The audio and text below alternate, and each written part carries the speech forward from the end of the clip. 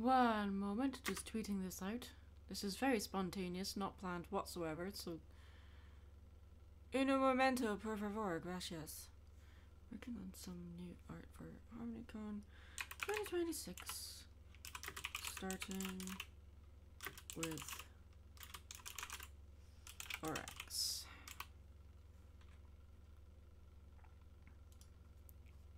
Post.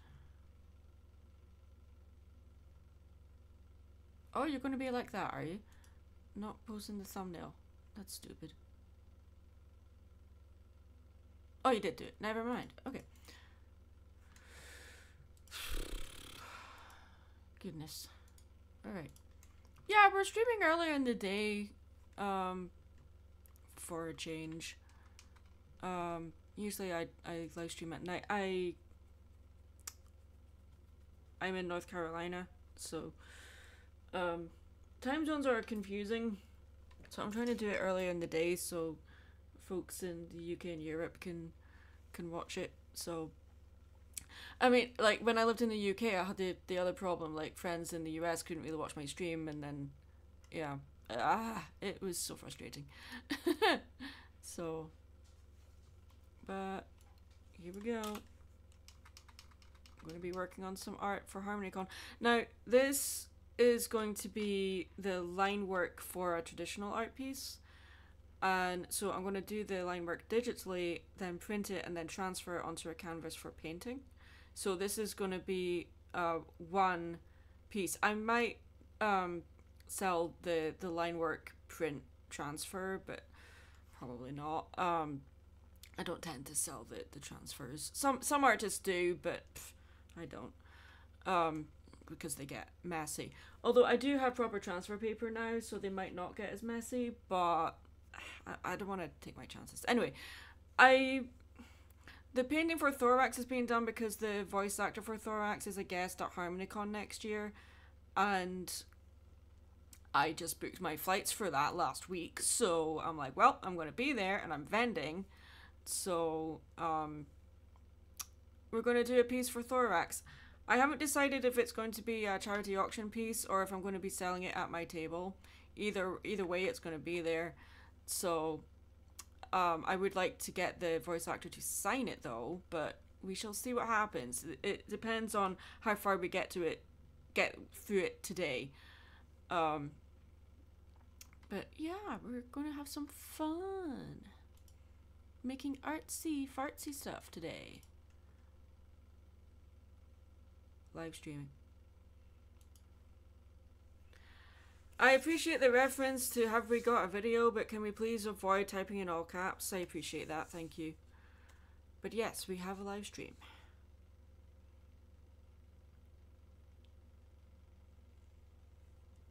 Okay.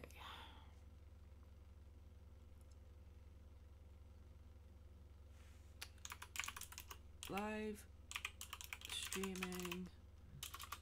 Oops. Live streaming. If I could type, because I really need to get my nails done. They're way too long right now. So I also have an injury on my right hand right now, so that's slowing me down quite a bit too.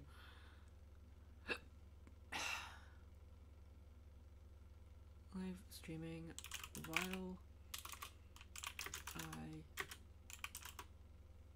while I live stream. While I work on art for HarmonyCon.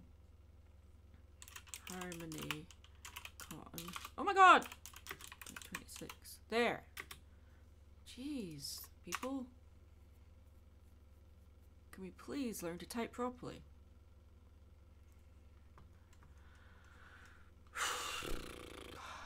I'm making sure everyone can hear me okay, because I have a horrible habit of forgetting to unmute my mic.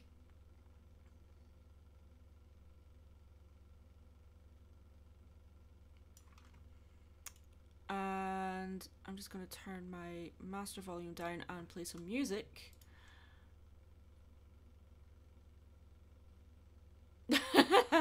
Hold on, I just got a Discord notification. Wait a minute. Yeah. People that are in the Discord server will just get notified of that I'm streaming.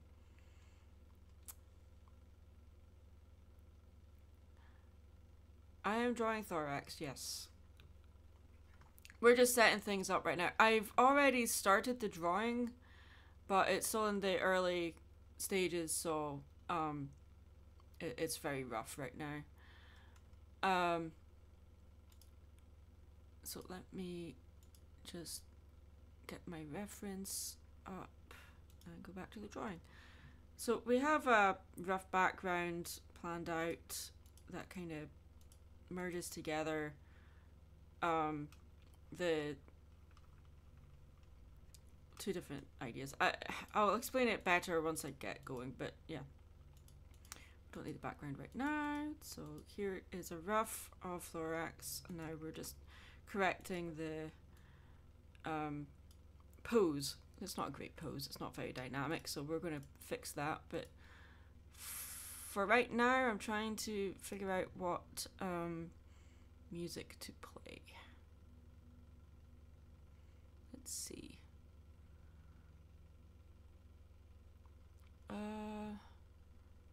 Prince Elliot, thank you for the new sub. I appreciate the support. Let's see. My latest video has been very well received. I'm very happy about that. I wasn't expecting it to get to the viewer count it did so quickly, so I appreciate that. I've been wanting to make a video about Electra for quite some time, and my next video, I'm hoping to, I'm going to be really busy over the next couple of months. I'm also flying home for a few weeks, so I probably won't be posting a new video until January or maybe even February. YouTube is no longer my main job. Now I'm pretty much a vendor full-time at conventions and art fairs and things like that, so that takes up a hell of a lot of time. And also I mean, I still do commissions and things like that, but it's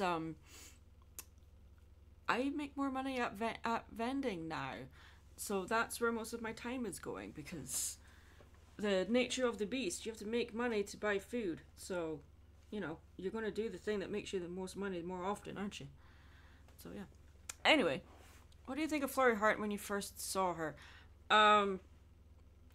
Flurry Heart reminded me, as it was probably intended to be that way, of Shirley Temple.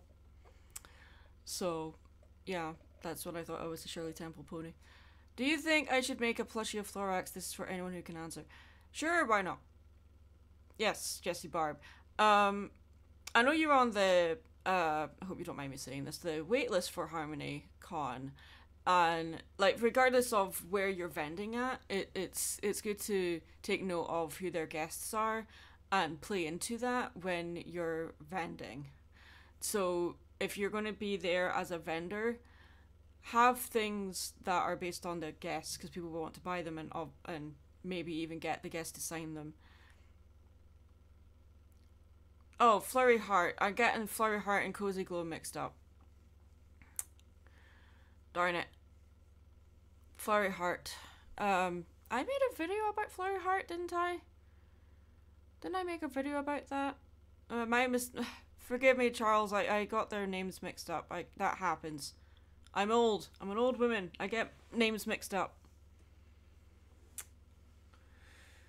That happens a lot in my videos as well. If I'm scripting, I get character names mixed up, and yes, I know proofreading's a thing, but when you're dyslexic, things do slip through the net. So there we go. There we go. My mistake. Alright, so we're going to give this guy more definition and a little bit more of a dynamic pose. So I'm just going to bring this down, because I think what we're going to do instead is, I have an old piece of Thorax and I really like the pose that I did for that, so I might replicate that, but I need to find it first. So give me a moment. I think it's this one. Not that, but it's this. I mean, this is a really old piece because I'm still signing in my maiden name in this one, so. But the saturation of this piece is ridiculously high, so we're gonna just bring that down. Auto color. Adjustment, brightness, contrast, brightness. Bring this down. It's just so I can see it better. There we go. Ah! No! Darn it. Brightness. Okay, there. Right. Darren, we're going to avoid discussing current events in the stream if you don't mind.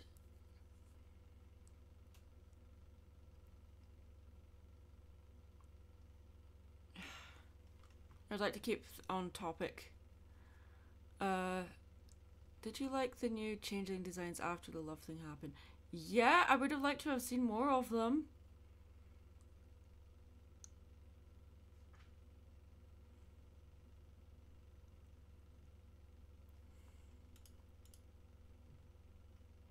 Let's see.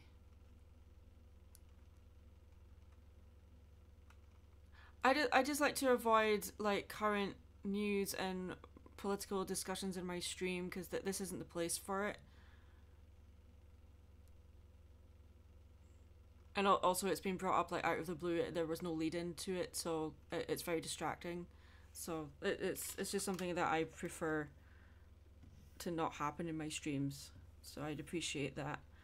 Okay, so it's not actually that much different from the original pose. It's really not. Okay. So we're going to... Oh, well, it would help if I could actually be in the right layer.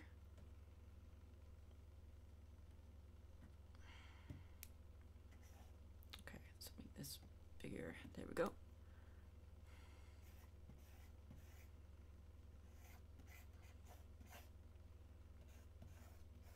Just making sure that the proportions are right as well, which they're not.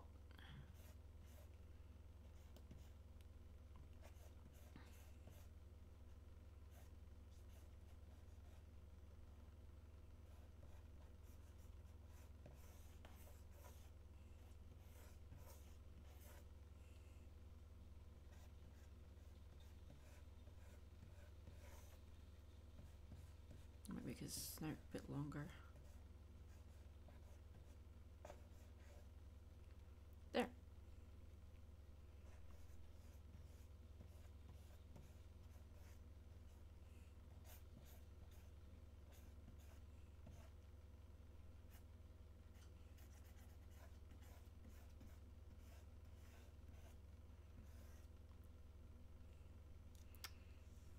And if I can bring up his... Okay, I'm going to bring this over into here. There. Alright, now we have a reference.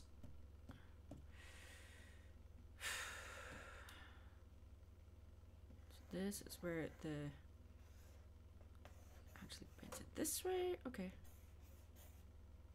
And... 1, 2, 1, 2, 3. 1, 2, 3. Okay.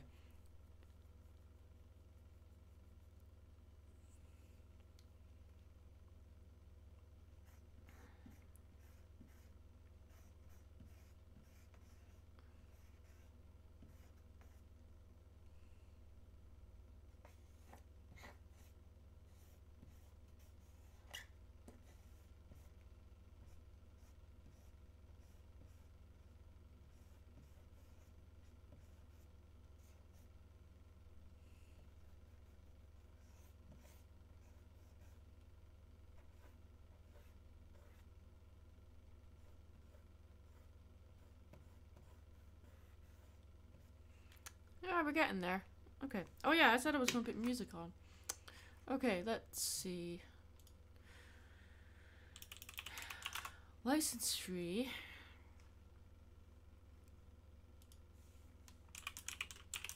License free background music. Instrumental, because we don't want vocals. Copyright free. Okay, let's see.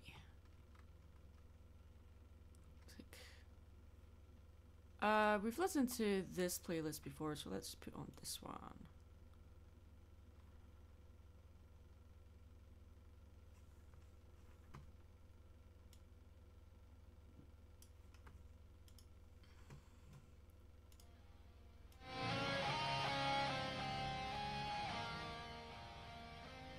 Don't want the music to be too loud, so let me know how it is.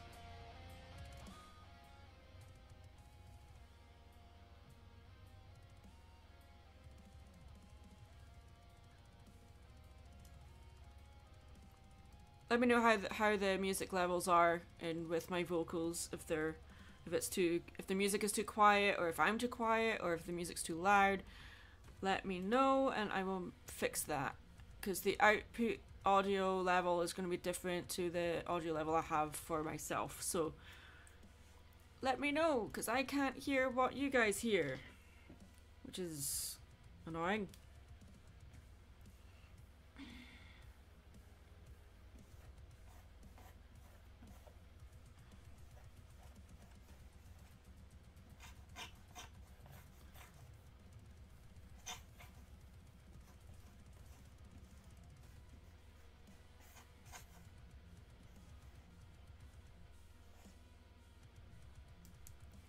Yeah, the music is loud compared to me, but what I'm asking is if it's too loud that you can't hear me. It's more important that you hear me.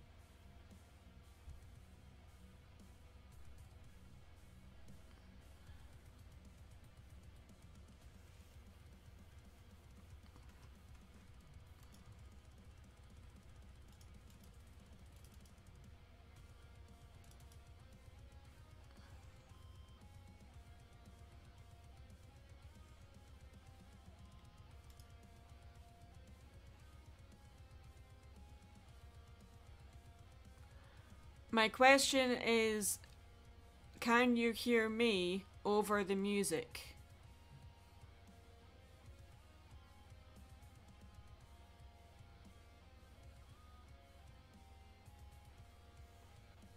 Is the music too loud?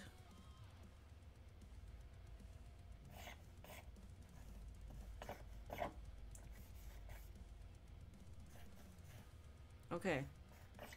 That answers my question.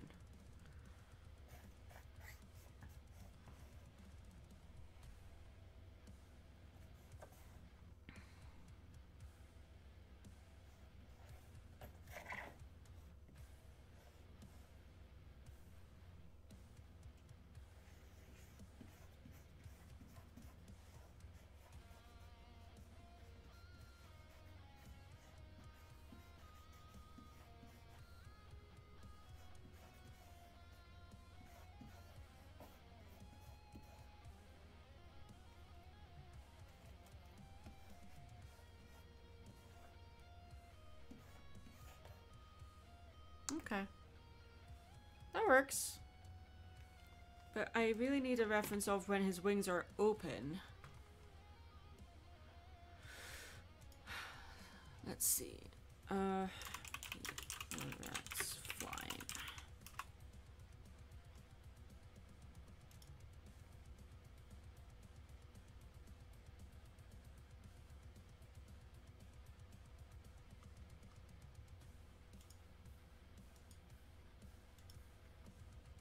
This one works. Okay.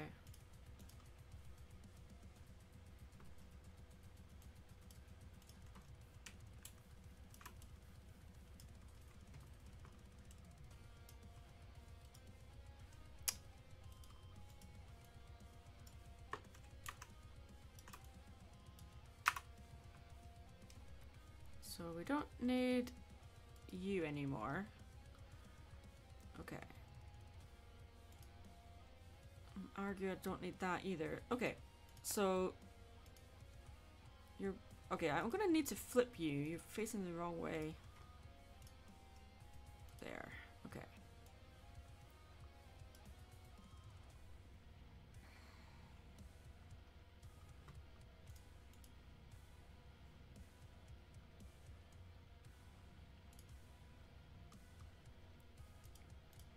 I don't like how the wings are just like stuck on there. It just doesn't look right. It's weird. So it would start here. Okay.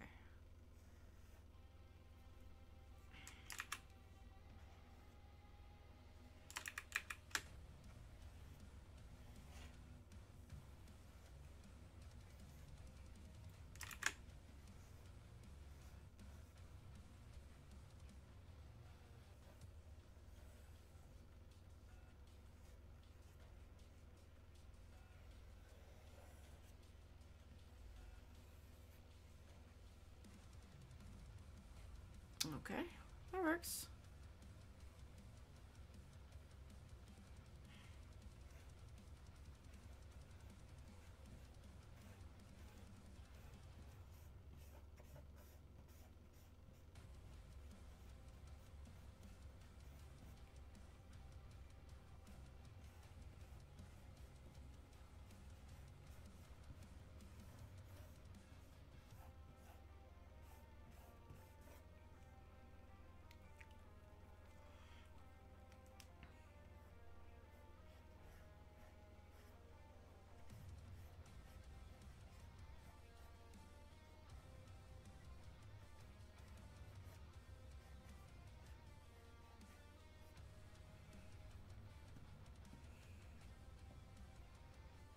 Alright, we made good progress with that. Yes, I'm happy. Forgot his tail. That's fine. We can bring the reference back. It's fine. Transform. Flip.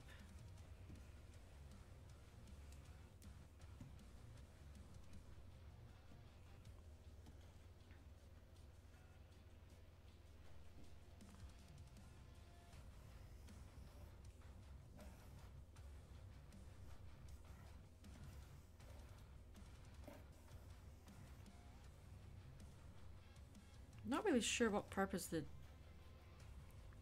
Yeah, it's fine. I'm making stuff up now. Ah, I drew it in the wrong layer, didn't I? Okay. Okay, that's fine.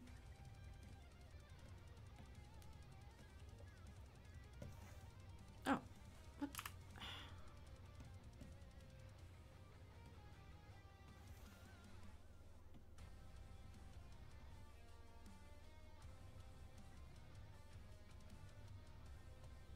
There.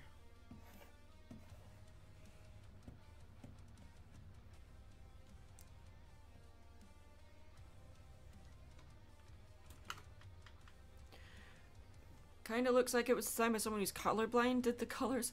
No, there is a lot of colors going on. You are right. However, like if this was done by someone that was colorblind, the color balance would be all over the place.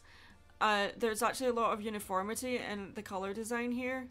There's a gradient of the orange to the light green of the head in the neck, and the eyes are the dark purple. So it's actually a really complex design. So, and even then, if it was, like, it's a bit of an insult to people that are colorblind to say something like that, if you're calling this a bad design. Because it's not a bad design. I'm not sure what your statement is getting at there, but yeah.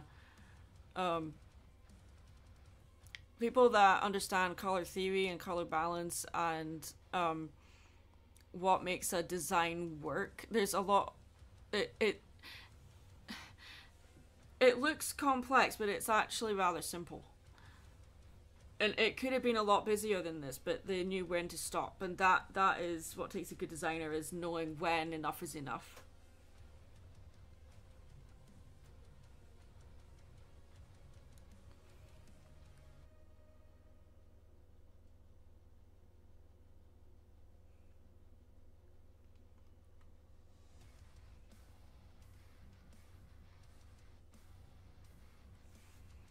It's not oversaturated, it's not too bright, it's not too dark. It's, to me, it's a really good design.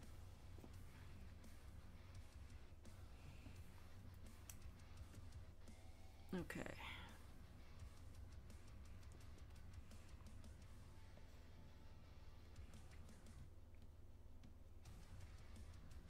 we're not bothering with making the actual line work too sharp because this is going to be a transfer. Does he have? No, he doesn't. I don't think he does. No, he doesn't. Okay. Favorite contrasting colors. I like purple and teal together. I actually have purple and teal in my hair right now, along with blue. And a little bit of green in there as well.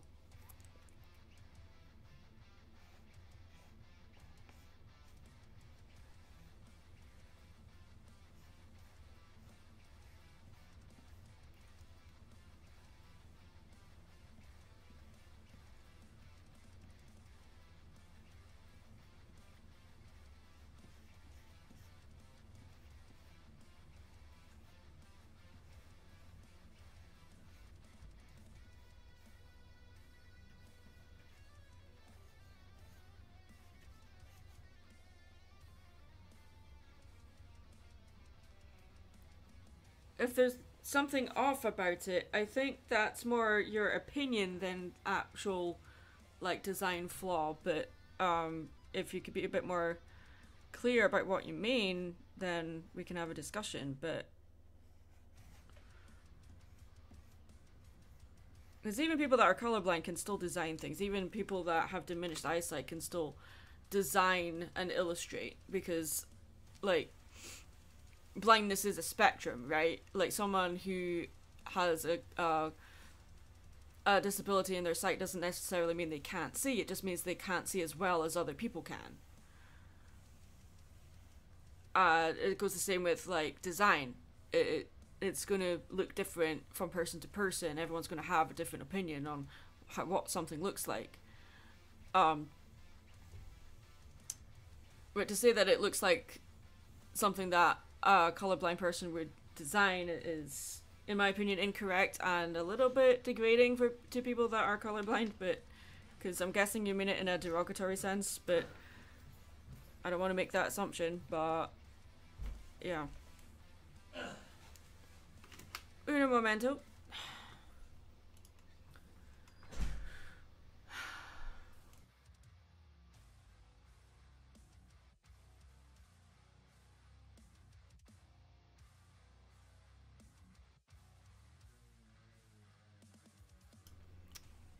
Alright, I'm going to be AFK for a few minutes because my groceries just arrived, so and I need to put those away, so I will be just a few minutes.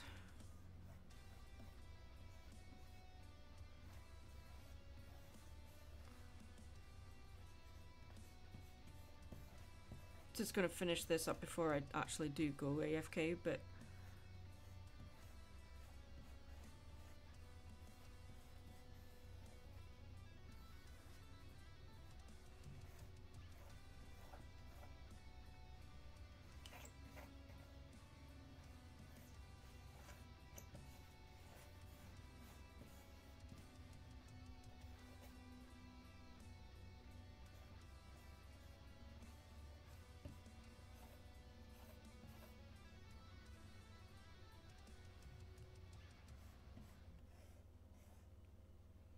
hey Deadpool fan, how you doing?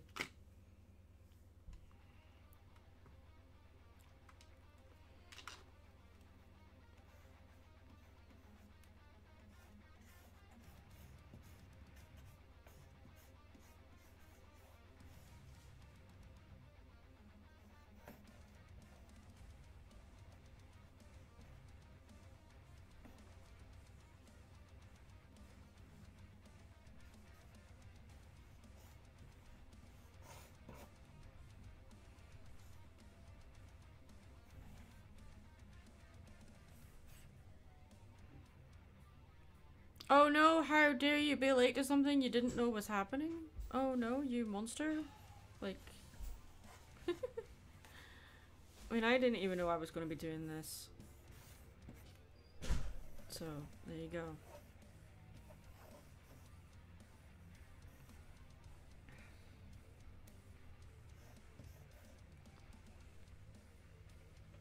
Forgive you? Pfft. down on your knees and beg for forgiveness, you monster. Oh god. Okay. In other news, I watched Frankenstein this morning, the Guillermo del Toro one, and absolutely loved it because I've read the book and I've seen several different versions of Frankenstein.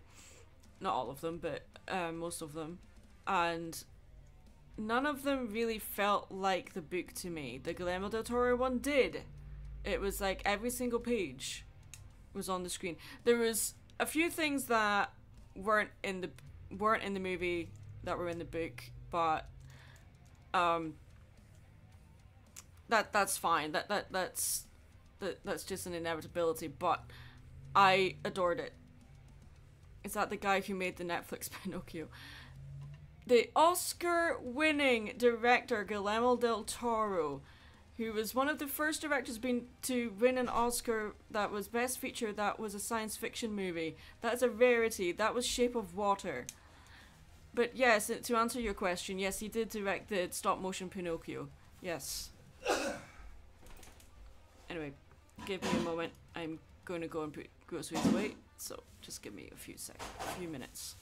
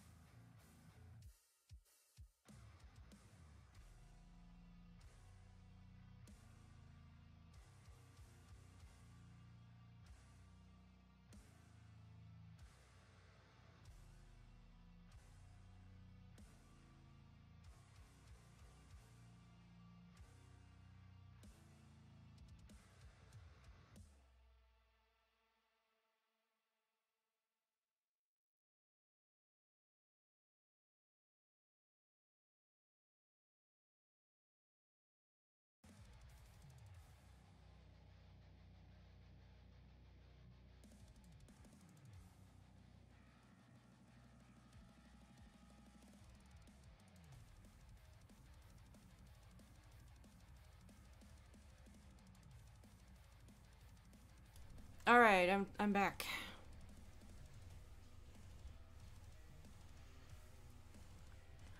Well, let's see. How did you feel about the changes? Oh, already answered that. The book is sci-fi. The movies are usually horror. Um, I read one of the books I have that is about the history of science fiction. Actually, has horror, fantasy, and science fiction come under the same umbrella. They're all like fantasy, right? So horror and science fiction often intertwine, especially when it comes to like the older stories like Frankenstein. I consider Frankenstein science fiction more than a horror, but because there's very little actual like horror leans more into the fantastical and more the mystery of the spiritual side of existence, whereas Frankenstein studies the very physicality of life and the physicality of creation, and it goes into the philosophy of that and the theology behind all of that. Not so much horror. The very first movie Frankenstein that most people associate Frankenstein with was definitely marketed as a horror, but the story itself is definitely more science fiction. But like I just said, science fiction is fantasy. It's just science fiction and horror. They're both fantasy. I look at them as subgenres of fantasy. They're under the same umbrella. So yeah, not downplaying it. Just asking if it was the same person. Yeah, sorry about that. It's but yeah, it's the same person. It's just because, forgive me, I've been a fan of Guillermo del Toro since I was a teenager, and sometimes I get really bothered when people only know him for one thing, and so, you know, and by extension, because I was a fan of Guillermo del Toro, I discovered Doug Jones, and, like, he's my favourite actor on the planet, and I got to meet him, so, you know, when, I didn't mean to imply that you were diminishing his achievements, I was just it's like when people only know Tim Burton for Nightmare Before Christmas when he didn't even direct that. You know, it's like Henry Selick directed Nightmare Before Christmas, but it's still his movie, but he didn't direct it. But anyway, I've only heard of two of his movies. Well, he's done most recently Frankenstein, Pinocchio. Then he did Shape of Water, the Hellboy movies, Hellboy 1 and 2, The Mimic. Goodness, I think he did a version of Wolfman as well, but I haven't seen it. Mama, which I have not seen yet, and I really need to. Oh god, and a few other things as well, but it's so good. Anyway, I think my personal favorite movie from Guillermo del Toro is Hellboy 2. But anyway, shall we get back into working on Thorax?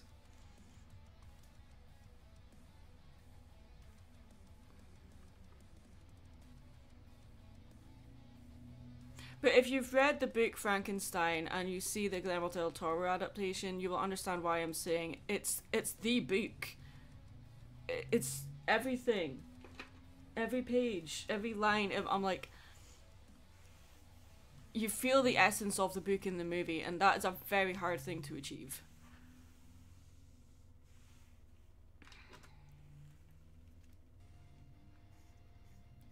I mean, it's gory, but a lot of science fiction is gory, but people associate gore with horror because it is horrific. But as a genre, I definitely consider Frankenstein a science fiction story rather than a horror story. It's just how that original movie was marketed back in the day, back in the 30s, because people wanted to be thrilled and taken to another world. So the way to do that is to be as fantastical as possible, and the way to do that was through science fiction and horror. So they marketed it as a horror movie because then more people would see it.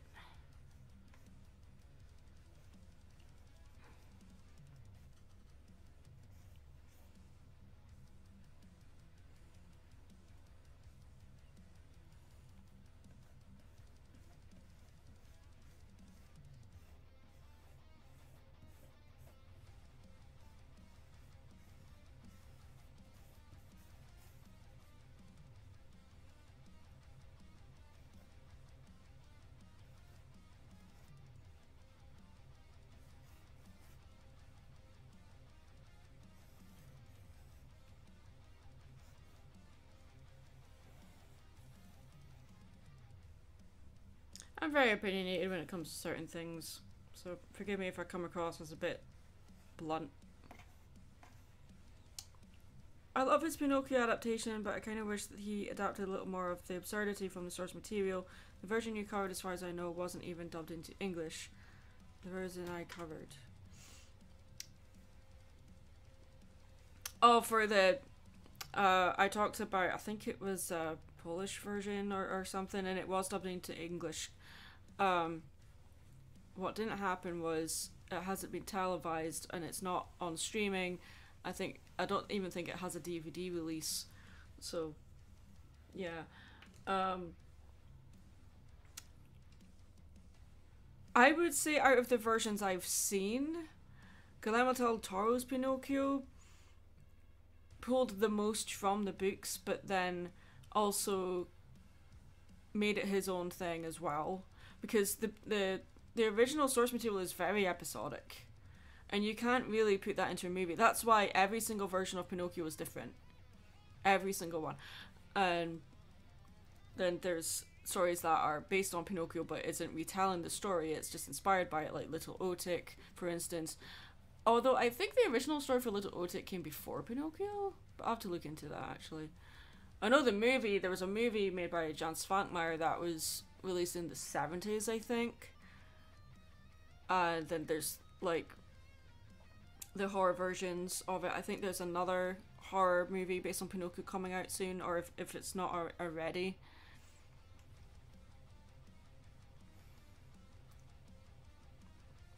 I mean, I could be wrong about it, like, not having a English dub. Because I haven't seen it for years, but I do remember watching it as a kid and remembering that it was English, so...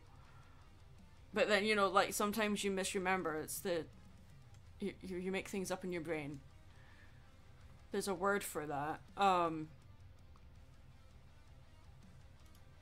What's the word for it when you remember a thing but it didn't actually happen? There's a word for that.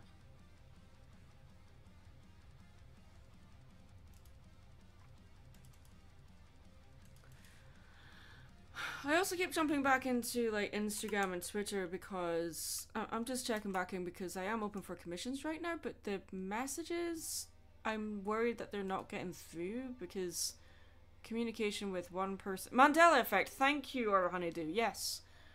Thank you. That's the word I was looking for.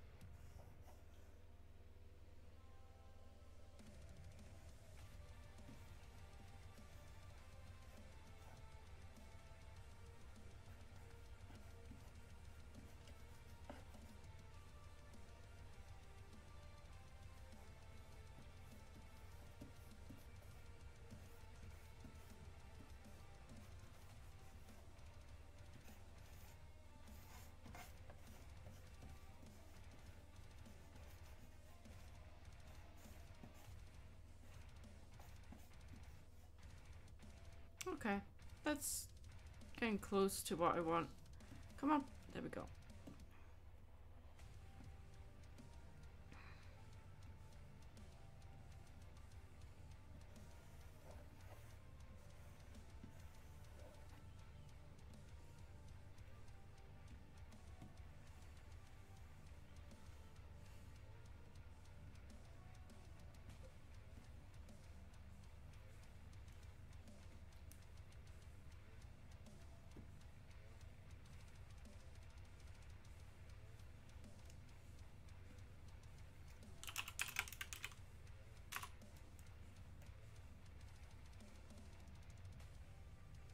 Weird to think Del Toro almost did a superhero movie in the early 2000s, a Justice League Dark movie to be released after George Miller Justice League.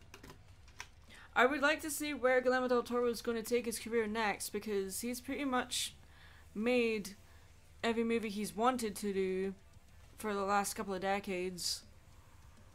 So now where does he go next? He's made Pinocchio, he's made Frankenstein, he's made Shape of Water, he made Pan's Labyrinth. Like all of these movies he's been talking about for years, he's done. So what is he going to do next? I would be interested to see a movie adaptation of a superhero movie by him. Or like I think if memory serves, like he was considered to be the director for the Lord of the Rings movies at one point. When you see a Lord of the Rings adaptation done by Guillermo del Toro, that would be amazing.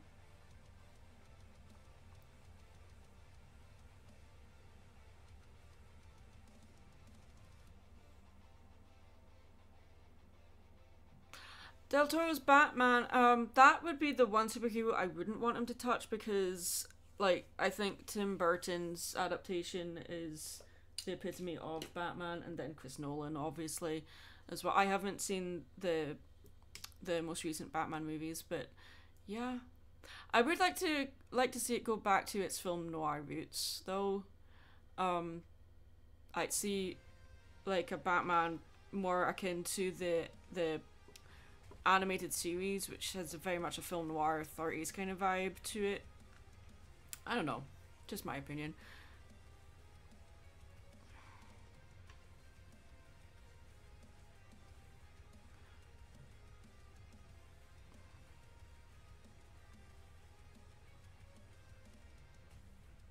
That was definitely, yeah, you are right, that is the one that had the most adapted from the book, but just because you have the most material adapted from the book doesn't make it the most faithful adaptation, because there are movies that are page by page interpretation onto the screen, but it failed to carry the essence of the book.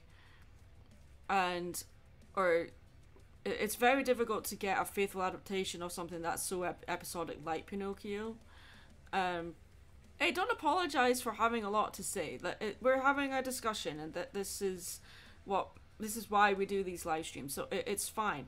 The only time that I step in is if someone is spamming the chat and talking about something that was not brought up by anyone else, including me previously, that I consider spamming or like dominating the chat and not letting anyone else like talk. That's not what you're doing. You're talking about what I'm talking about, and I'm adding to that. That's fine.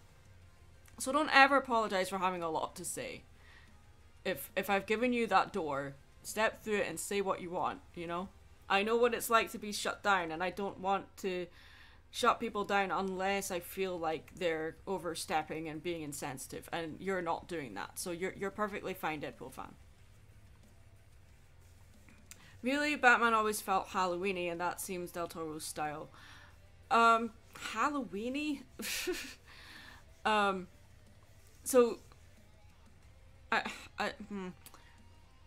that's not really a word I would use to describe our artistic styles, but, like, Tim Burton is definitely, like, he's more theatrical, he's more gothic, he's more, like, let's make a stage musical into a movie kind of thing, as he did with Sweeney Todd, etc., etc.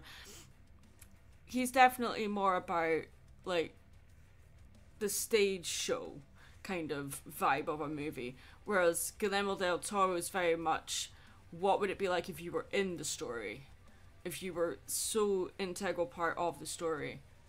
And that, to me, it's like you're surrounded by it, whereas with a Burton movie, it's like, I love Tim Burton movies, but they're very much like, they feel old-timey, like they feel like how films were viewed in the 30s and 40s, and that's what I love about them. You know, you're very aware you're watching a movie when you're watching a Burton movie, but with a Guillermo del Toro movie, I get so engrossed I forget where I am sometimes, especially with Shape of Water. And his version of Frankenstein made me feel that way again, and there's very few directors that can do that for me. Another one is Wes Anderson. I love his movies. Very different style from Burton and Guillermo del Toro. I think for me, like, the Guillermo del Toro and Tim Burton have very distinctive styles. They're both very different, but I think they're on a similar wavelength in what they want to talk about and what they want to tell and show. Very much so, but I think it's because they're both such deep people and they're both very outsiders when it comes to Hollywood. And you can definitely feel that in both of their movies. They just have different approaches to storytelling. That doesn't make one good and one bad. It just makes one more successful than the other because one is more easily to market. Tim Burton is a difficult director to market. Guillermo del Toro is not difficult to market. So, I mean, there's a reason why Guillermo del Toro is an Oscar-winning director and Tim Burton's not. So, you know, that doesn't mean that Tim Burton's not as good. It just means he's different. And that's what I love about it. That's what I love about both of them. They're both different in their own ways. And it's like they're both rebelling against Hollywood, and I love that. Anyway, let's get back to drawing Thorax. How much of him do I want in the... Okay. Do you want this? I'm trying to place him in a good spot. There we go. That looks good. Alright. Bring this down.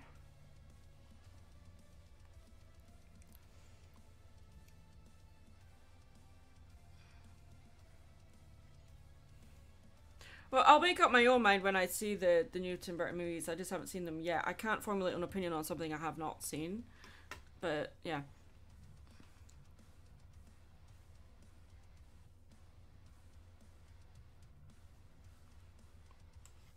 Mars Attacks is a classic Tim Burton movie. Okay, I think I'm going to have you further up, actually. I'm going to have you right here. What about there?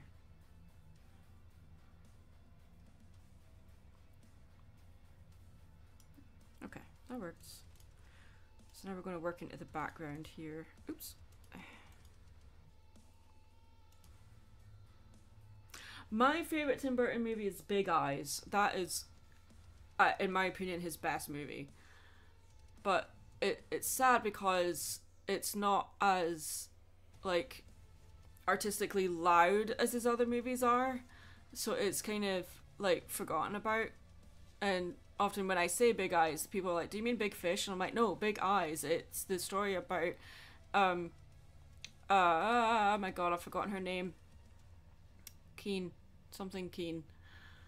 Oh, she was an artist that her husband basically took all of the credit for all of her artwork, and her artwork became world famous, but everyone thought it was her husband that made them, not her. So it was like the longest case of fraud in recorded art history. Yeah, I hated the Dumbo live action movie, but I think Tim Burton did as well. So, yeah. The Dumbo movie was just a paycheck to him. He didn't want to work for Disney anymore. Disney is just not the... It's not what it used to be. And Disney's parading around like it's the best studio on the planet. It's really not. Like, just because something's marketable doesn't mean that it's the best. Anyway, that's just my opinion. I mean, I love a lot of Disney movies. I love, you know, it's just that the studio itself, the practices it does, I'm like,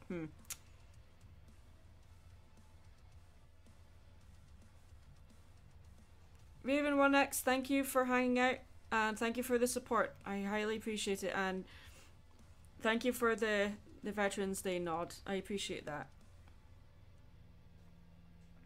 Oh, your mom didn't like the Willy Wonka version? The Tim Burton Willy Wonka adaptation? Yeah, a lot of people didn't. I loved it. Because, in my opinion, the Willy Wonka we saw in the Tim Burton movie was more like the one from the book than the Gene Wilder one. The Gene Wilder movie is nothing like the book whatsoever. Other than the characters that are in it. There's a lot in there that didn't happen in the book. And the Willy Wonka that's in that movie is nothing like the book version.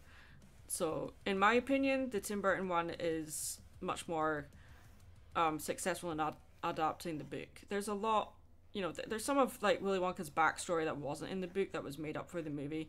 But I kind of like that. So, and I loved Johnny Depp's portrayal of him as well. It was so cartoony and ridiculous. I loved it because I'm like, well, that would make sense for someone that's lived inside a chocolate factory for years on his own without any other human interaction. Like that, you would behave a little bit weird, wouldn't you? Like.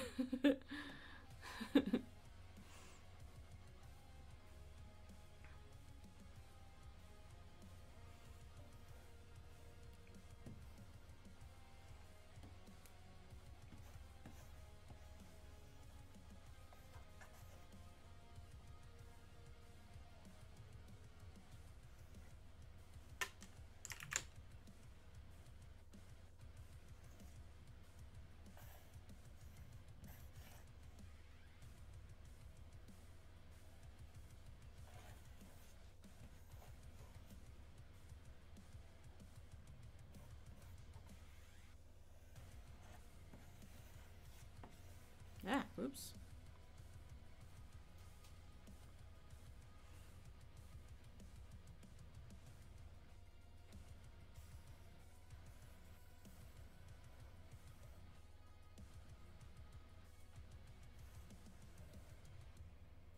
Well, there's a lot of stuff from the book that they couldn't put into a movie, including that, but, you know, there's.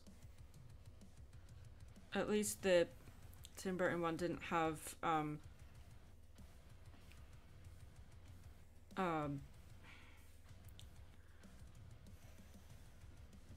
parents abusing children, but then, you know, there's a lot of stuff happening to children in the book, but understand what I'm talking about. It's like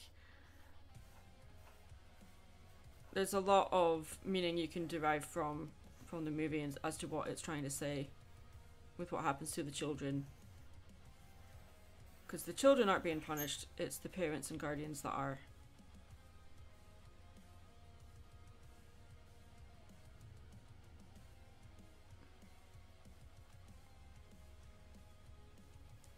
I don't think Gene Wilder had Alzheimer's when the Willy Wonka movie was being filmed. I think he wanted to trick people into thinking that the character of Willy Wonka had something wrong with him, and then would trick his audience. Oh, by the way, nothing's wrong with me. I'm fine.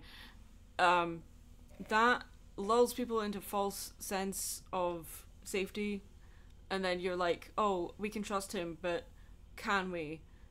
You know, because the very first thing he does, he lies about having a disability. He lies about being, you know, like some kind of disability he has, and then falls over and does a, you know, a weird jump and stuff. He didn't do that in the book. So, yeah. I mean, it's its own adaptation. It's its own thing, and people love it. People, you know, they're attached to it because of nostalgia, and I get that. But it's, to me, the Tim Burton one is the better movie. I mean, at least they got the songs from the Oompa Loompas right. Okay.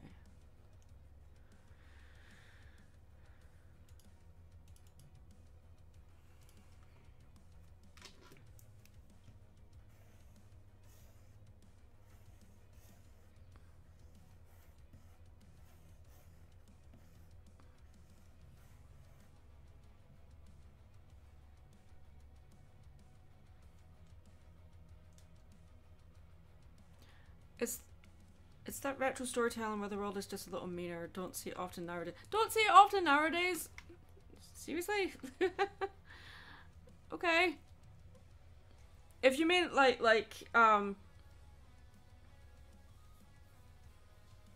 cartoons, yeah, but we're not talking about cartoons. We were talking about movies, but you know, cartoons are made for a different audience, but yeah. We weren't talking about cartoons, dude, but yeah. I know we're drawing from a cartoon, but yeah, the conversation was about movies, but okay. Let's see, get rid of that. Don't need that anymore. This is a mess right here. What am I gonna do with that?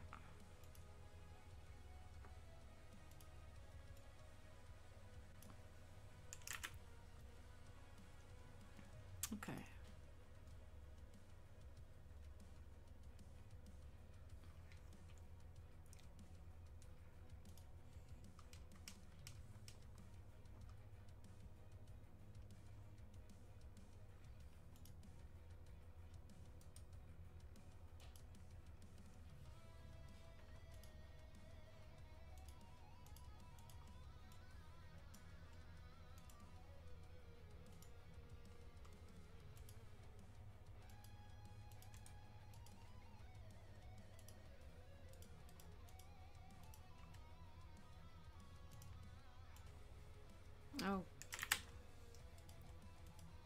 basics there.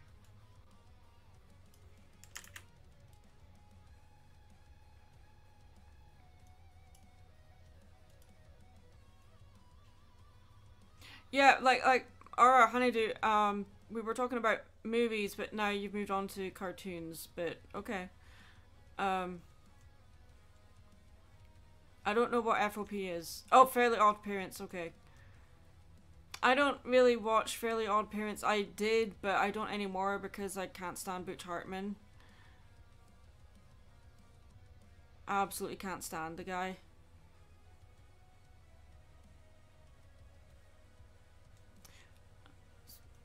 Oh, yeah, like going back to like Gene Wilder not disclosing his Alzheimer's so people who saw him on the street would see him. Right, yeah, because like he didn't reveal that. I understood. I misread what you wrote. I thought you meant like when he did the fall in the Willy Wonka movie, he was hiding his Alzheimer's. He didn't have Alzheimer's then, but you're talking about how he hid it so when people would see him in the street, they would see him as they remember him in the movies. Okay, I understand that. A lot of actors do hide their illnesses from the audiences. They don't disclaim it. They keep it private. A lot of actors are private for their own safety, and I completely understand that. And Blazing Saddles is a fantastic movie. Yes,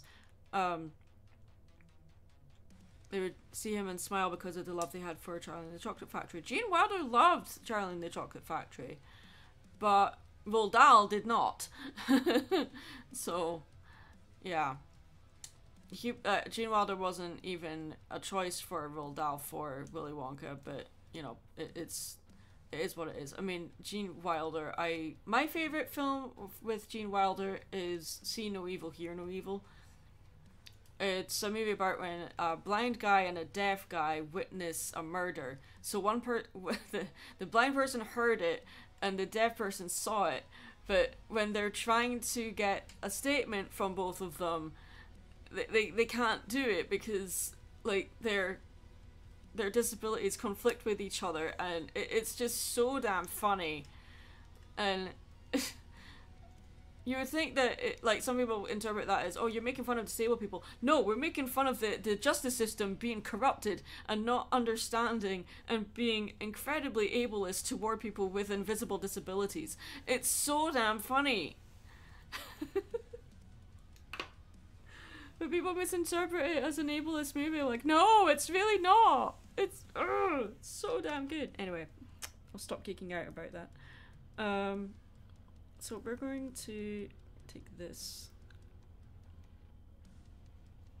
The Frisco Kid. I don't think I've seen The Frisco Kid, no.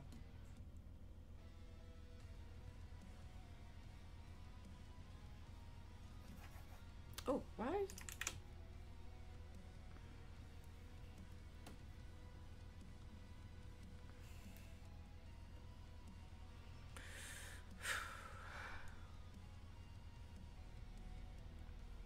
It's not making fun of everyone. You don't do it at the expense of everyone. What it means the world needs laughter. It means that people like are respectful of like different people and their ways of life, but in being willing and able to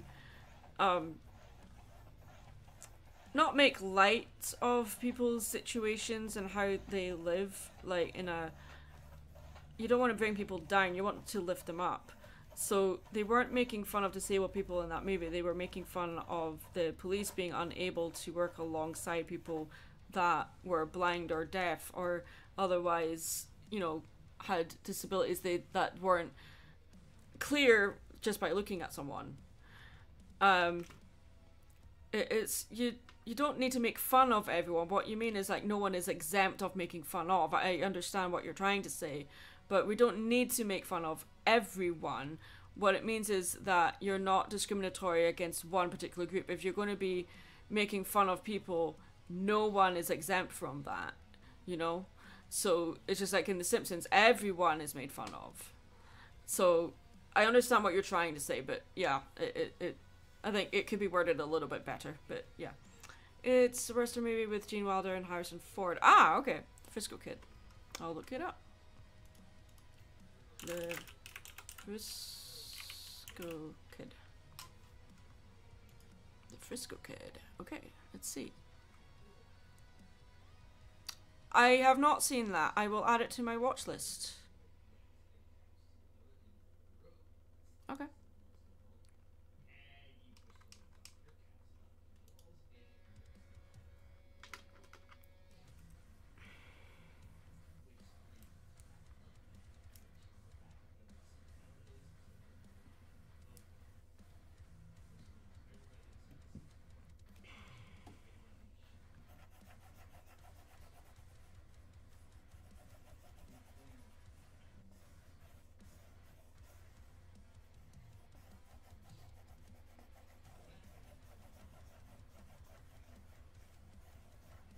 Oh, I said this was going to be a line work transfer for a traditional piece, and here's me coloring the background. Okay, that's fine.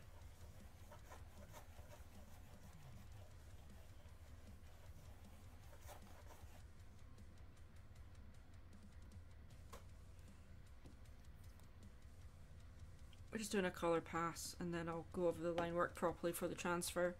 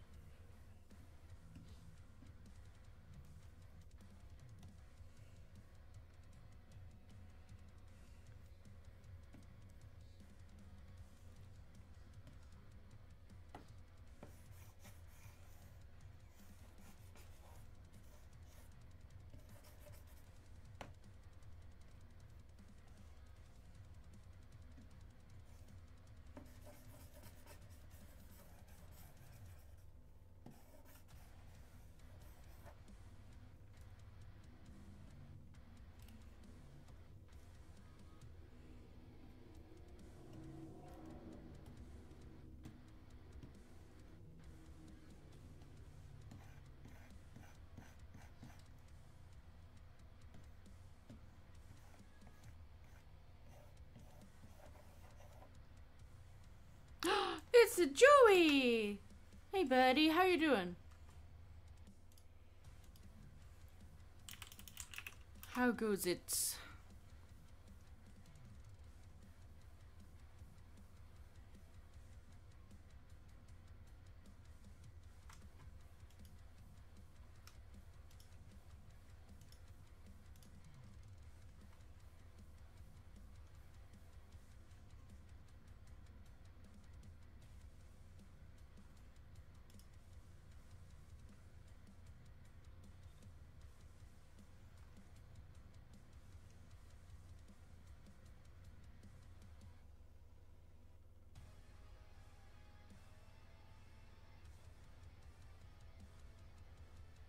I was hanging there, finally got a few days off after 5 days stuck at Amazon Fresh. Ugh. Good thing my paycheck's gonna be happy because my brain sure ain't. Yeah.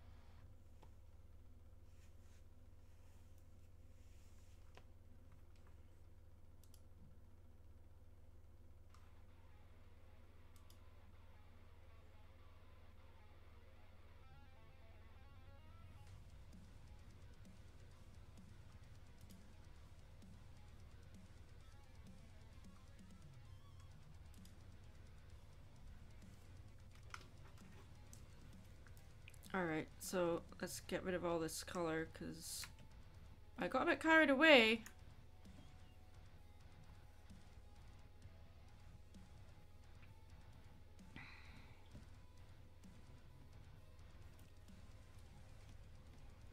Because this is a transfer for a traditional piece, so I don't need to color it. I got too into it.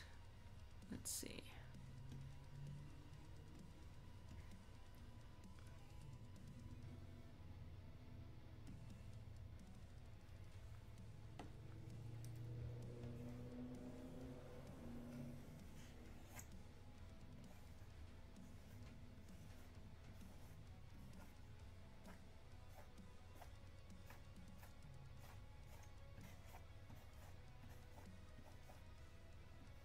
Also, I got some new transfer paper and new tracing tools, and I really want to try them out today and make a start on this piece for HarmonyCon because it's November. So I'm like, right, and I'm away for 3 weeks in December, so I won't be able to work on it in December.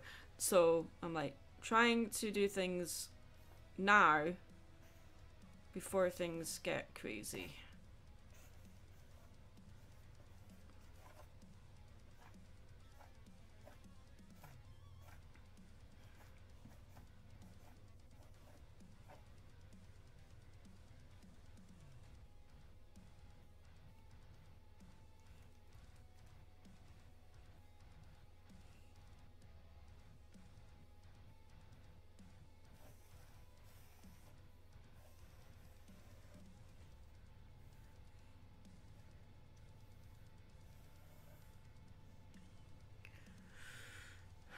I don't know what Masumi Pretty Derby is. This week I'm hoping to put the finishing touches on the audio for my late Halloween special. Better late spooks than no spooks. Yes. I am going home to Scotland for a few weeks. Yes.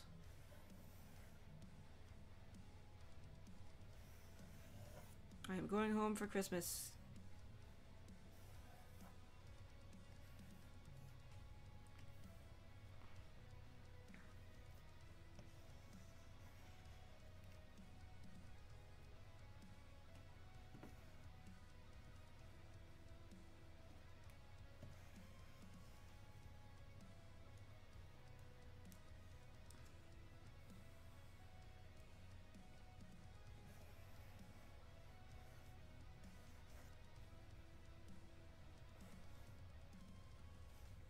Sure, Nancy misses you.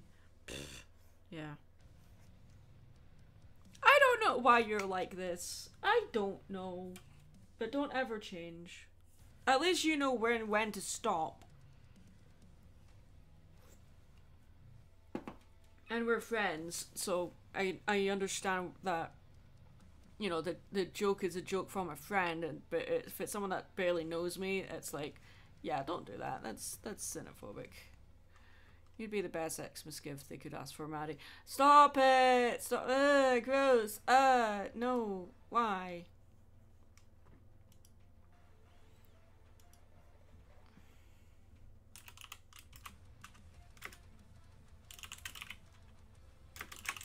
Oh, I'm getting another scam attempt on Twitter. Let's humor them, shall we? They messaged me just one word, hey. And sometimes, to be fair, like, I really shouldn't I shouldn't humor these messages at all, because that just leaves all of the responsibility on me to start up the conversation, where they were the ones that came to me. That's incredibly unfair. So usually I don't respond to these, but I'm like, every now and then I'll get a message from someone that genuinely wants a commission and they don't know how to talk to me, so they just go, hey. So I'm like, okay, let's humor them. So I said, may I help you? And they responded with, actually, I have something good for you. That's why I messaged you up here. Yeah, that is a door opening to a scam. I've had that exact message sent to me before.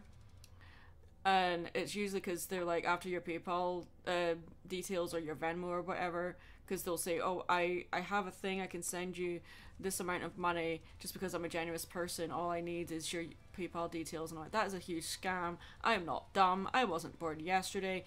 But you know what? I'm humoring them to see how long I can get this going for. Because I love wasting their time because they're wasting other people's time. Because the minute I say, yeah, sure, I'll send you my details, my email address is nicetryscammer@yahoo.co.uk or whatever, at at Get a Life or Go Touch Grass, you know, that kind of response. And it's great just seeing them crumble. I just wish these people would learn and just, you know, do better. It's disgusting. Like, screwing people out of money is disgusting. Especially in this day and age. Especially to a spouse of a veteran. Like, yeah, you're an asshole. Anyway.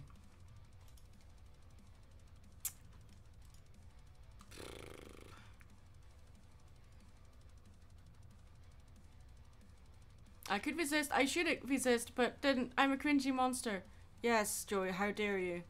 I turned off DMs on Twitter from anyone who wasn't a follower. Half of them were just trying to drag me into a crypto group. Ugh. Are they even a person? For all we know, it could be just a bot. Yeah, this is it. There's my inbox on Twitter and Instagram is just full of scam or bots or whatever. But I still am like holding out hope that an actual person will message me. Yeah. Few and far between. Oh boy. Oh boy.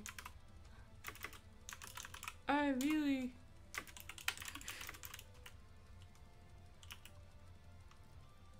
Oh boy. The response was, it's just a Christmas surprise. Do you use Cash App or PayPal? I use PayPal.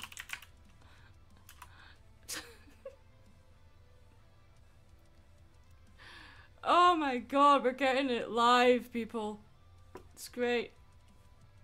I would share my screen, but then it would release like private information, so I can't do that. But oh my word, if I could, it.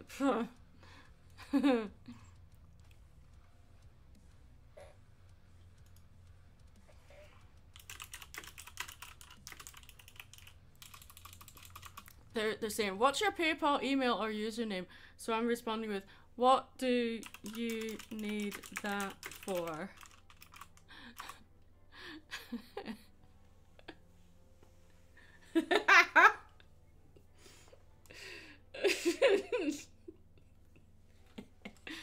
Oh.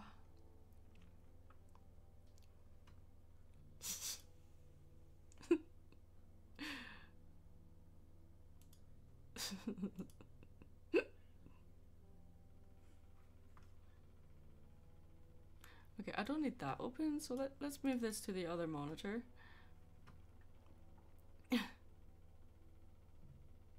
I remember Thorax's brother, yes. Christmas makes me think Maddie and Mary in Santa hats. Okay. I have that happen all the time on DeviantArt. I don't even use DeviantArt anymore because they have their own AI generated image program just done with DeviantArt. I haven't posted on DeviantArt for years now. I hate it. Yeah. Can I use your image or can you draw something for me? I promise to give you credit and you will be paid. I secretly want your bank information. Yeah.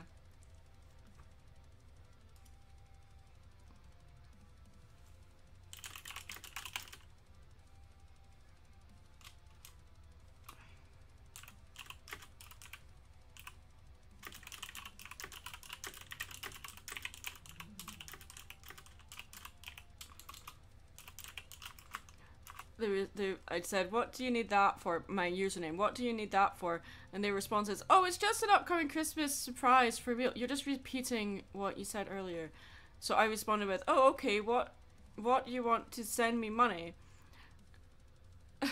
Okay, what? You want to send me money? I can't read my own writing. You still use DeviantArt. That's perfectly fine. You can use it. I just choose not to. That's my own conviction, not yours. I'm not going to tell other people not to use it. That's just me made that choice. It's just like I completely boycotted Coca-Cola because of their AI generated ad. I'm not going to turn around and tell other people to boycott it as well. I mean, I also discovered that Amazon have signed a deal with OpenChat GPT for like billions of dollars for their advertising. So in other words, most if not all of their adverts are going to be AI generated now.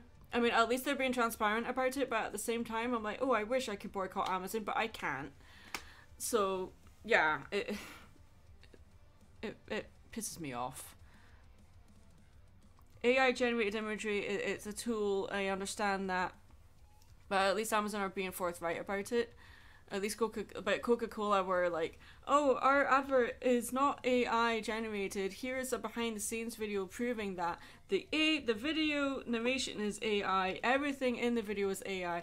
They have a screenshot or a shot of someone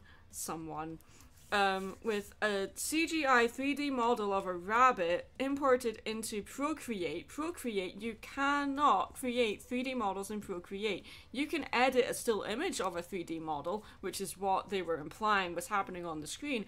But when the person zoomed in on a certain part of the image, it was so pixelated. So the image itself wasn't even at 300 dpi, which any idiot using digital software knows it needs to be in order to, be as sharp as possible if you're going to present it, especially if it's being used for a massive billion-dollar corporation. And not only that, but they had it. They showed it on a tablet, and they were using an Apple Pen, and the Apple Pen touched the screen, and nothing happened. Like, how can you be so dumb? How can you think that other people will fall for this sugar honey iced tea? It's ridiculous. Just be forthright. Just say, yes, this advert was made with AI. Just be forthright about it. That's what I hate. I don't hate AI itself. I hate that people are lying about it. That's what I hate. You know? And it's like one of my affiliates posted an advert for their product, and it was clearly AI generated. So I asked them, hey, who animated this? And they said, oh, one of our partners is fluent in 3D modeling. And I'm like, male bovine excrement. It's an AI generated advert. Just own up to it. That's what I don't like. The people that aren't transparent, people who lie. That is the problem. The AI generated imagery, artists were not part of the conversation when these were created. AI generated imagery is not evil. It's been used for evil things. It's been used immorally. That's what I don't like about it. Anyway, that's my rant for today.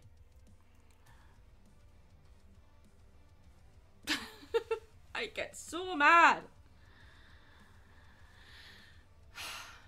because people, like, it's been used for, like, defamation. It's been used to cause criminal injustice. It's been used to slanderize celebrities. It's been used to create it's been used to frame people for crimes they didn't commit, etc., etc. All of this kind of stuff. The tool itself is not evil, it's how it's being used is evil. There's a very big difference. AI generated imagery can be used as a springboard for you to create your own ideas from. I don't see anything wrong with that, as long as you make it clear from the get-go.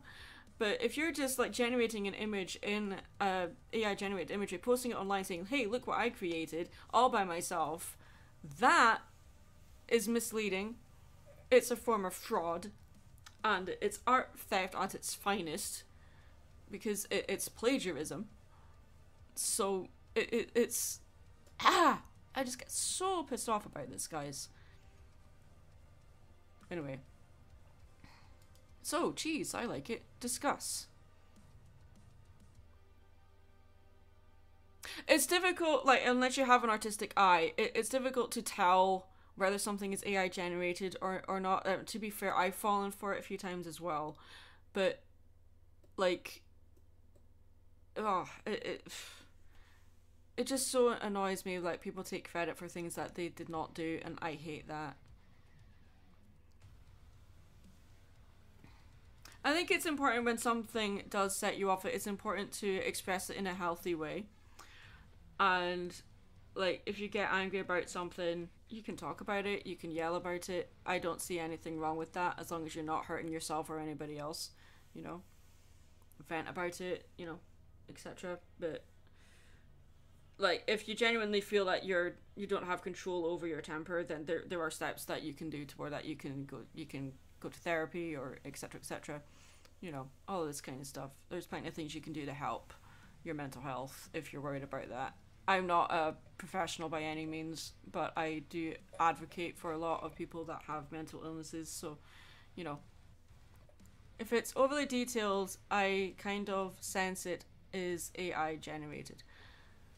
One of the best ways to tell is how many, if it's a human or if it's an anthro character, how many fingers they have on each hand. If they mismatch, then it's usually AI. But also, a lot of the times people will look at a piece of art and see an error, a human error, and automatically assume it's AI. I mean, humans make mistakes. Humans screw up. You know, that's why there are mistakes in AI generated imagery, because it's regurgitating art that people create. And now there's so much AI generated art out there that now AI generated imagery is actually regurgitating AI art. So it's just a never ending river of sewage, essentially. Ugh. Anyway.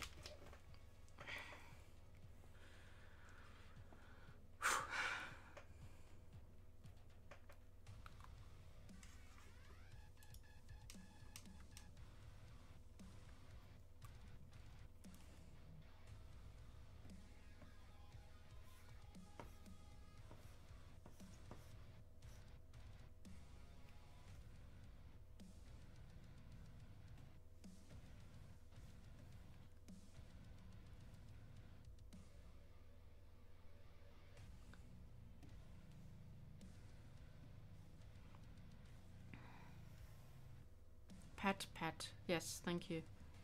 I need the pets. I get so riled up about this stuff, guys, because I love art. I love the creative endeavor of humanity, and AI is taking that away. AI is taking away our connection to other human beings, and that is what's scary about it. That so many companies are like, oh, we can just use AI to do this stuff now. Like, everything is being automated, including art now, including artistic expression. The freedom of artistic expression is being taken away from us, and it's scary. However, that doesn't stop you from creating stuff. You can still create things.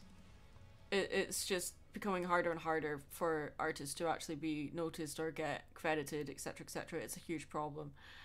But that's always been a problem.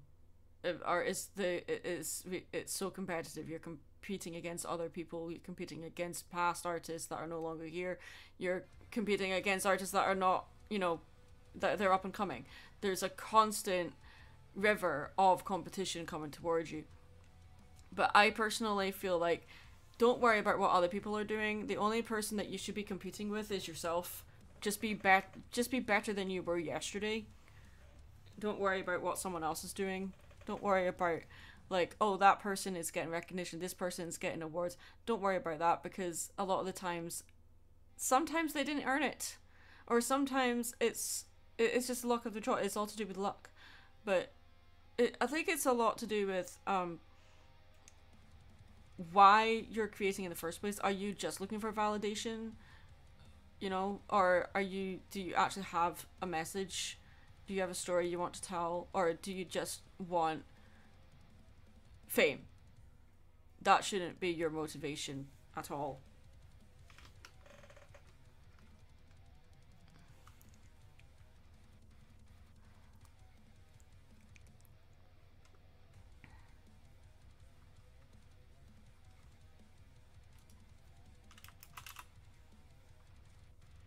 I haven't had a new message from the scammer yet.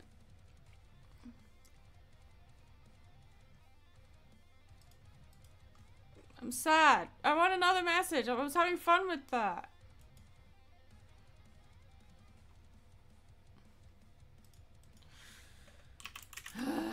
Okay, whatever.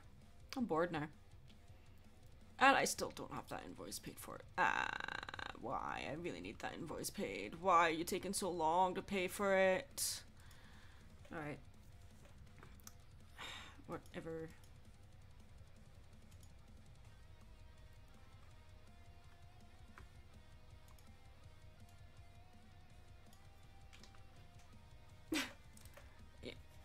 he figured out you were countering him and he backpedaled. Maybe.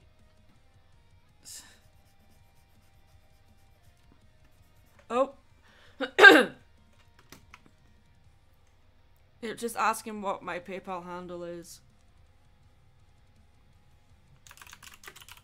Oh, you want my PayPal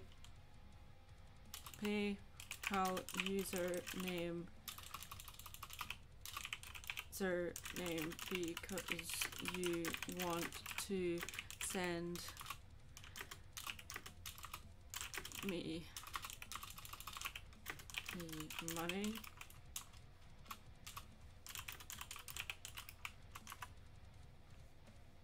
Oh, I made a typo. Username.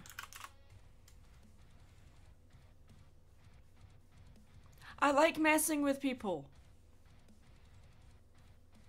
It's fun. I mess with my friends.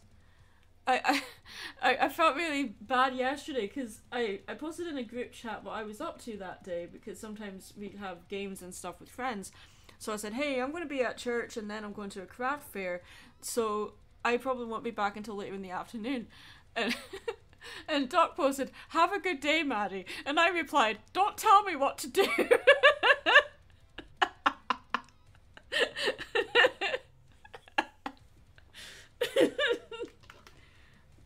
But this is someone I've been friends with for over a decade, so I know that they understand my humor. But oh, good lord, that I sometimes worry I upset people, so yeah, I have to be careful. Sure, I'll give you my PayPal, but first I want to tell you about this Nigerian prince who wants to give you lots of monies. Yes.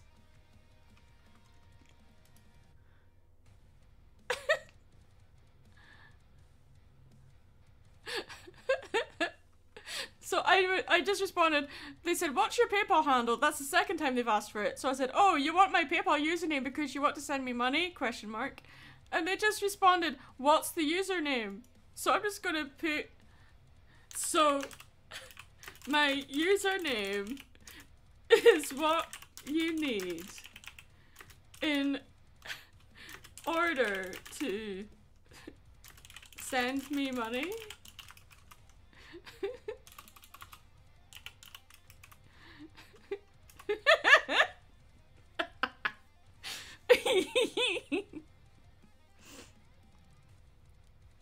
Dr. Wolf is amazing, but like everyone, he is a human being. He's imperfect, just like the rest of us. He is one of my favorite people on the planet, but yeah.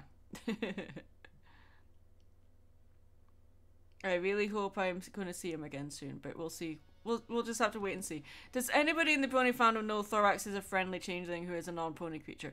Yes. I think everyone knows that. He's not a pony, he's a changeling.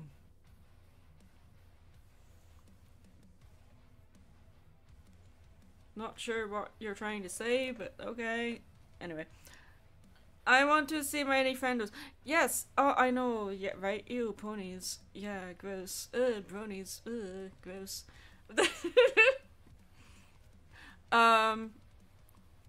Let's see. I want to see many friendos. Well, Joey, I hope it's on the cards for me to come visit you. I miss LA. I miss you. I haven't seen you since 2019, dude. What the hell? I really need to see you. So I'm really hoping that it works out, that we can come visit.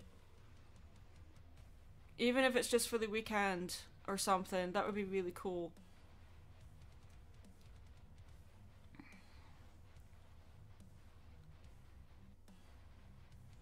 Oh, I would have made up a clearly fake username just to give them like account user 123.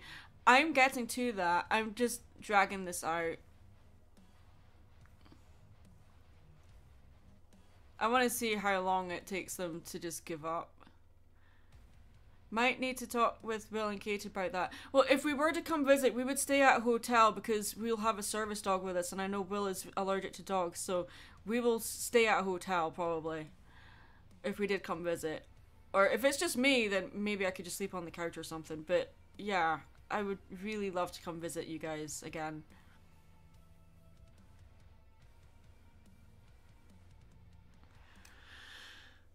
Anyway, let's see. I got accosted by a bot. Decided to ask them, if I jump over a lazy dog, what am I? The bot blocked me on the spot. Yes.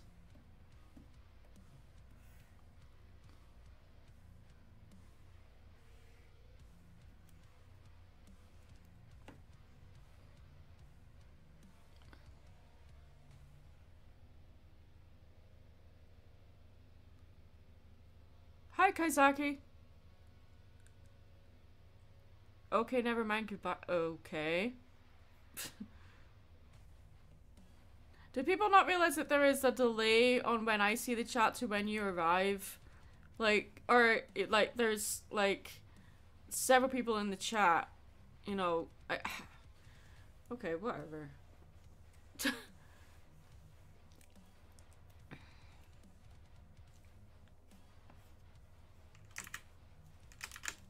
Oh, people just...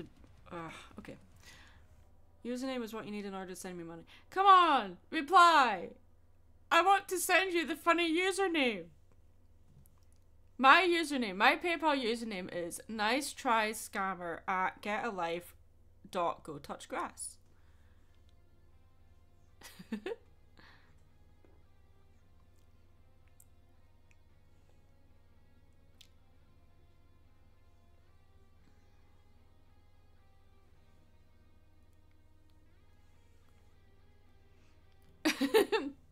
Yes.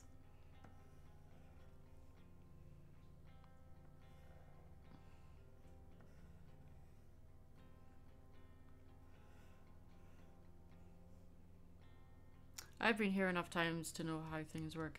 Yes. If you come to a Maddie livestream, prepare to be trolled.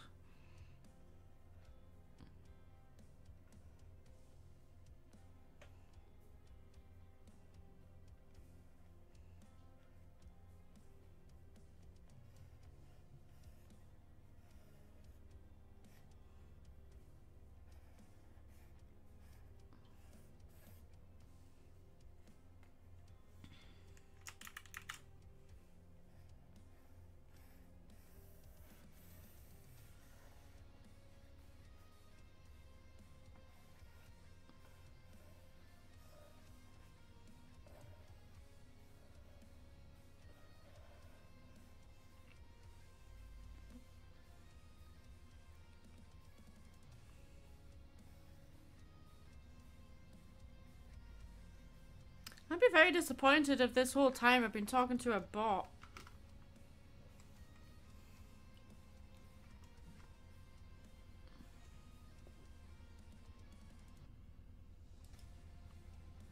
Even scammers are boring now because it's not a real person that's trying to scam you, so it's like they won't learn anything. I'm sad now. Dead live chat theory. Oh no, the person hosting the stream isn't giving each and every person that joins their undivided attention. Oh no, how dare I provide free entertainment for everybody and not give tailored responses to all the people that join the streams. Oh my god, I'm a monster. I have doomed the world into disaster. Oh god. What an evil person I am. Oh, man. Okay. I'm an asshole.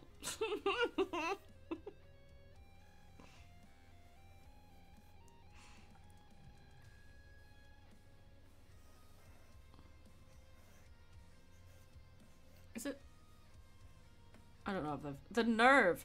We've been trying to contact you about your student loans. Great, loan me a student. I can ride to the grocery store like a pony. Oh my god.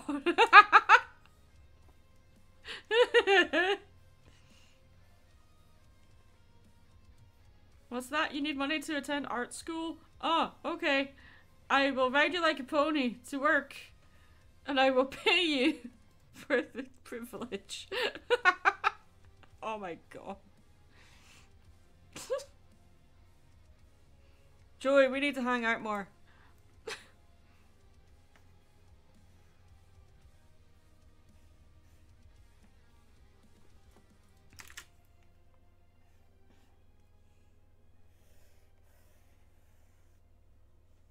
Wow, that's not the size of the horn. It needs to be smaller. I've seen a whole lot worse, but most people now online nowadays are just straight out jerks. Those guys don't give a rat's tail on whose feelings they hurt. Yeah, because the minute that they get their own feelings hurt, it's like they can't take it. So I'm like, well, go home to mama. Go to someone who cares. You know?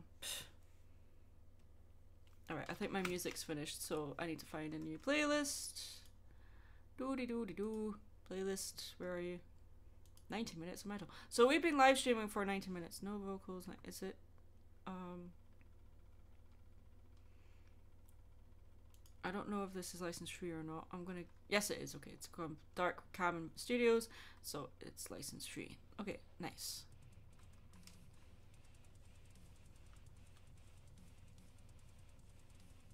It is a movie's length. Yes. Hello, Waluigi. Dr. Waluigi. Hello.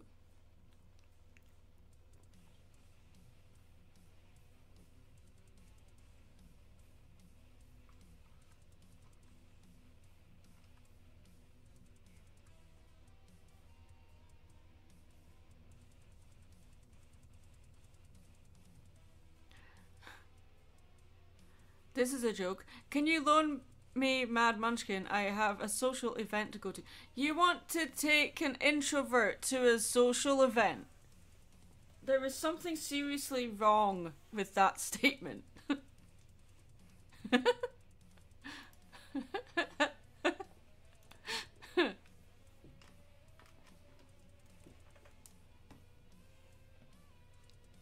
Ouija. Okay. Ouija.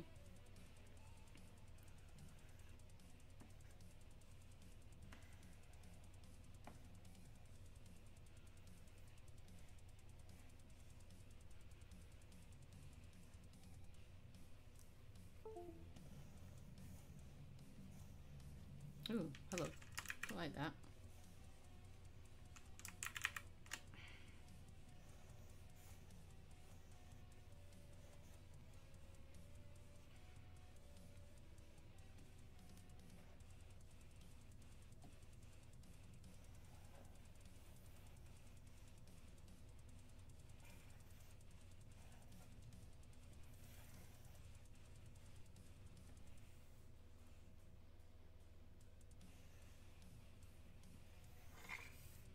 I forgot. Can you loan me a Mad Munchkin? There's more than one. There's more than one. That's news to me. The world can only handle one of me. Unless I have a doppelganger, or someone's parading as me, or there's an AI generated version of me walking around somewhere.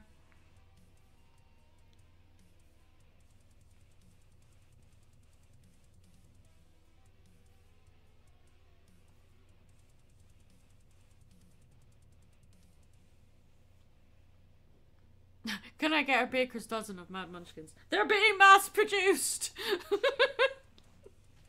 No! You do not have the right to use my likeness.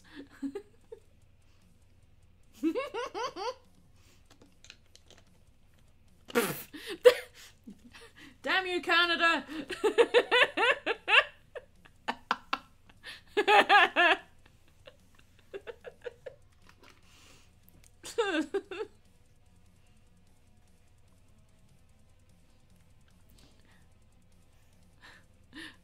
You wanna know something else? I never liked your...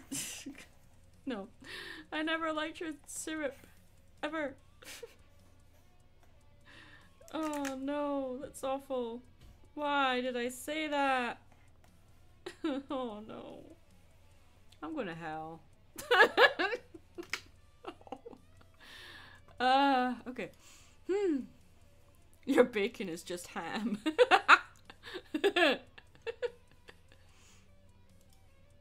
Soon. Soon all the world shall be overrun with Mad Munchkin clones. Ha ha ha. Darn it, there goes the side dish idea. Oh, I'm so glad I decided to stream today. I can't badmouth Canada. They gave me ponies and total drama. Yeah.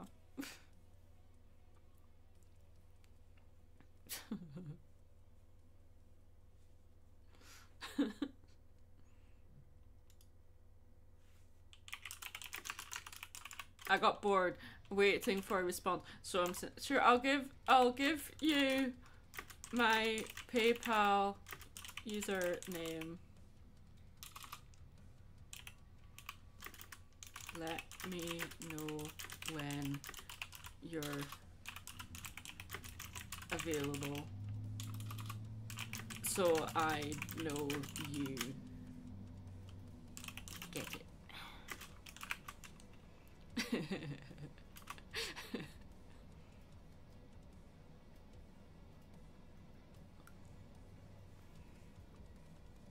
I'll be waiting for you in HE double hockey sticks.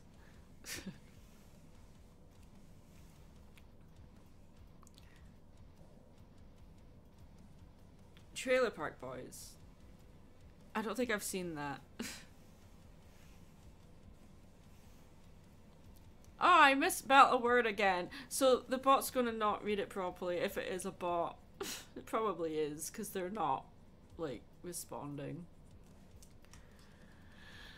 I want to keep trolling them, even if they give up. Hey, in the famous words of Winston Churchill, never give up.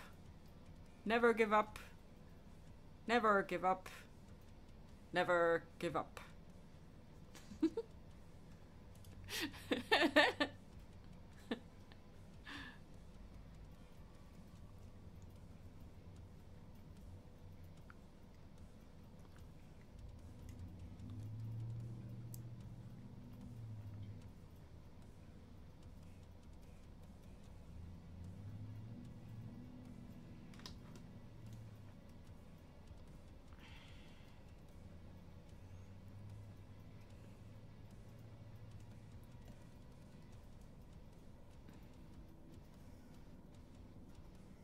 Oh, you like the drawing? There's still time for me to ruin it, so don't get too attached.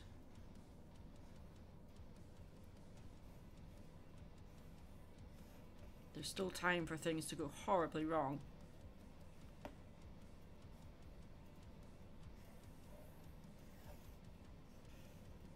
I know you were trying to give me validation, but I always bat it away with cynicism and sarcasm.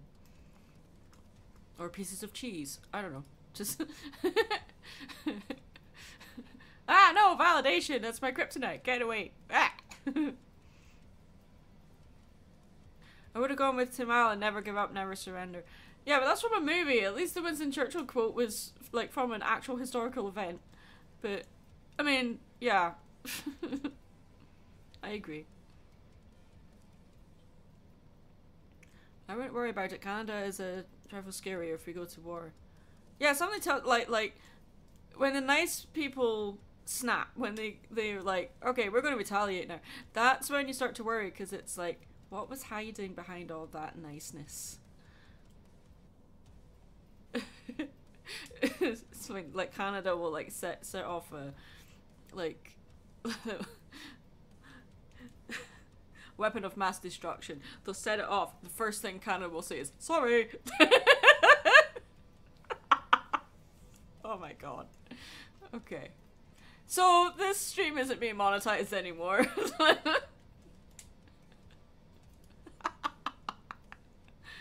Oh my god, why?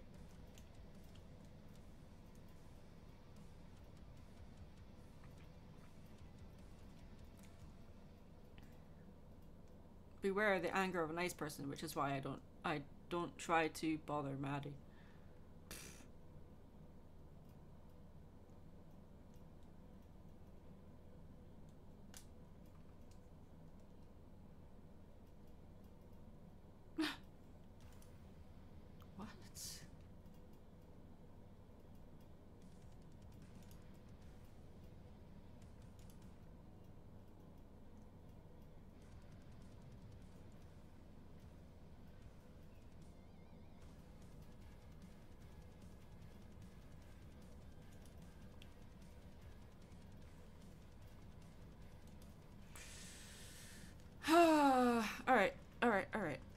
we're getting there.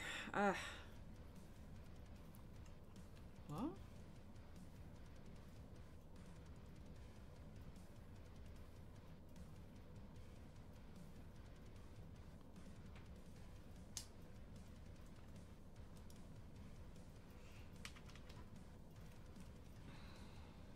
There he is! Yay!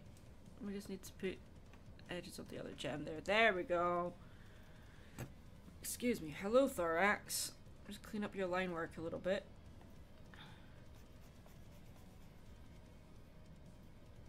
I mean, we could do a colored version and then we could do stickers of it. Yes.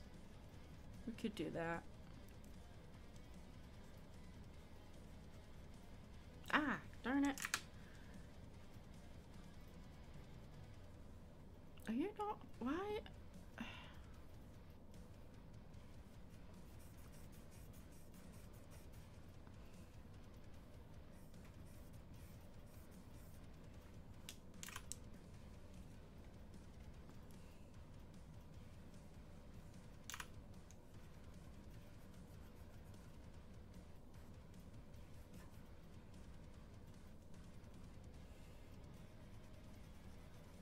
There.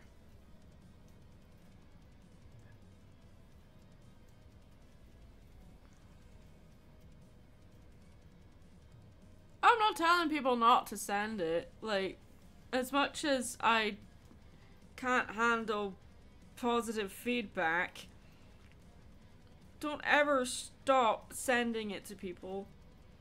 Because people will treasure it.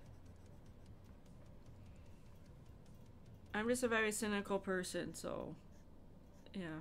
And it makes people laugh when I do things like that. Hello, apparently a cafe in LA is doing a digital circus experience. That doesn't surprise me, and I mean, there was a Hasbin Hotel cafe recently. So, yeah.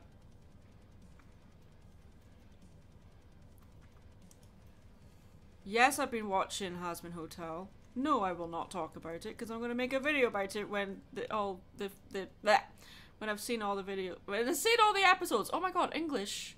Wow. Canada, along with Australia and Japan, is one of the places I would want to visit before I kick the bucket. Yeah.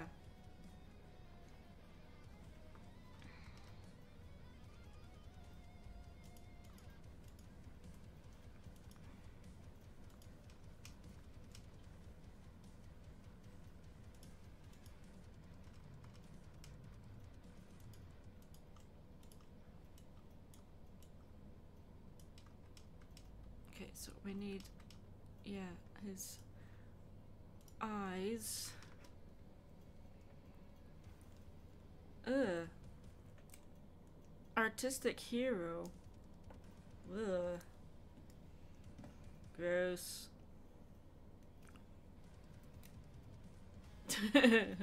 Okay, thank you for the support, I guess. My biggest bucket list travel places include Australia, Canada, and the UK. Yay! What part of the UK?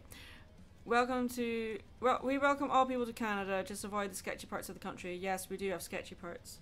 Yes. What about that shadowy place? Oh, that's called Niagara Falls. You must never go there. Oh, hello. You must never go there. It's full of tourists.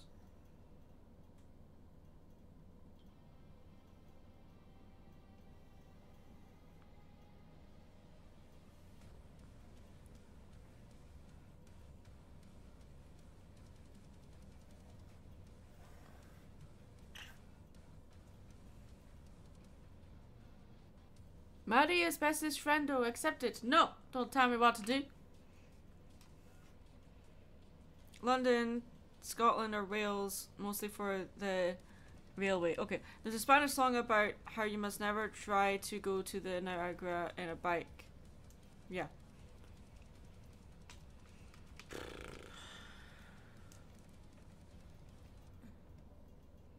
Okay, so this is going to serve two different purposes. I am making a sticker for Thorax apparently now. So, here we go. We are colouring Thorax. But we can also use it as a transfer for a painting. That's perfectly fine. We can do that. Repurposing art? Ugh. Who does that? every artist that's ever existed on planet Earth. Ah, I'm being blinded! Blinded by the light.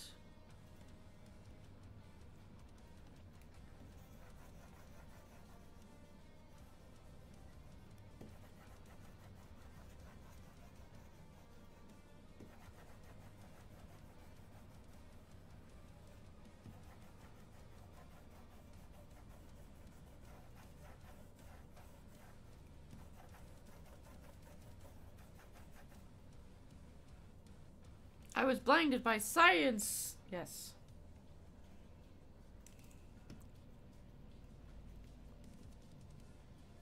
No, it's because when I put the background layer off and all I saw is the transparent map, I'm like, ah, that's too bright. But that's how we prevent eye glare.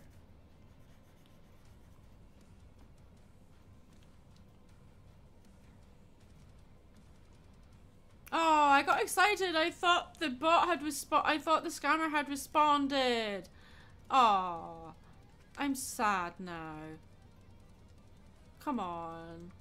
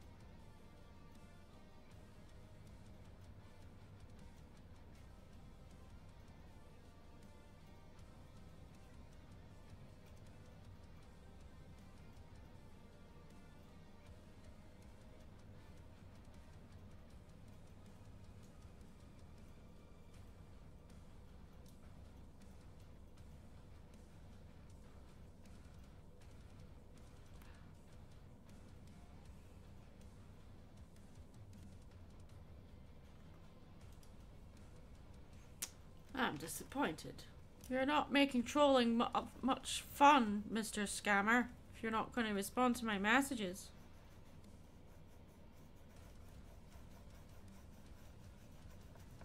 It's like, no, how dare you spoil my fun? Rawr. Rawr.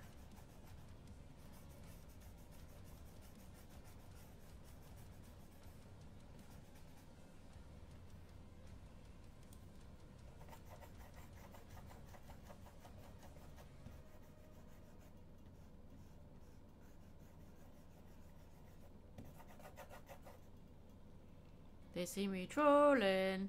They hating. Yep.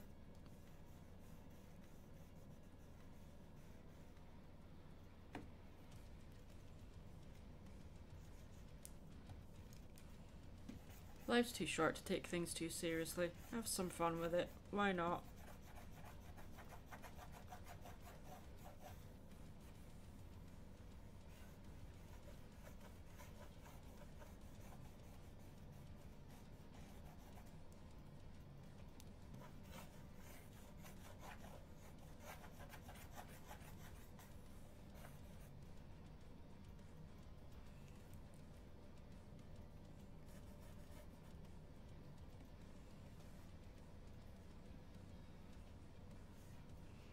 Thorax is just a happy boy. He's a very happy boy.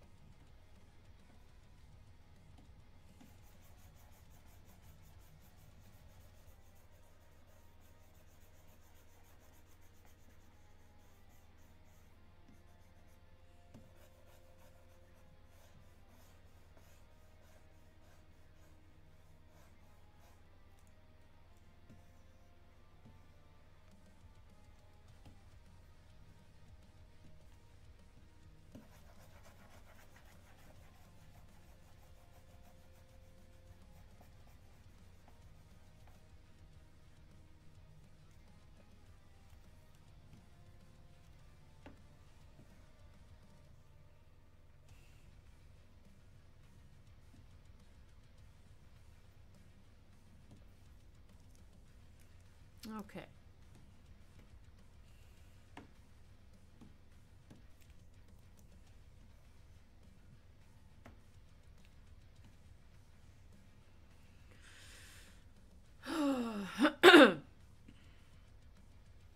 Actually, you know what? Let's put that on a separate layer.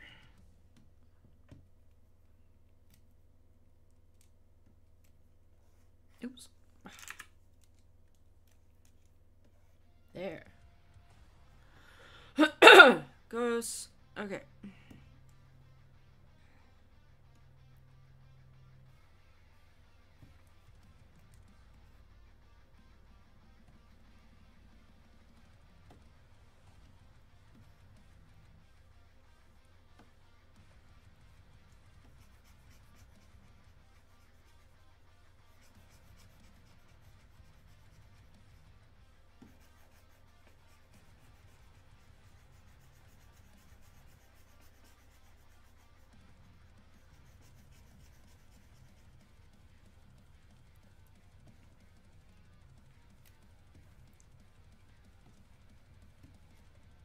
Let's not forget his eyes.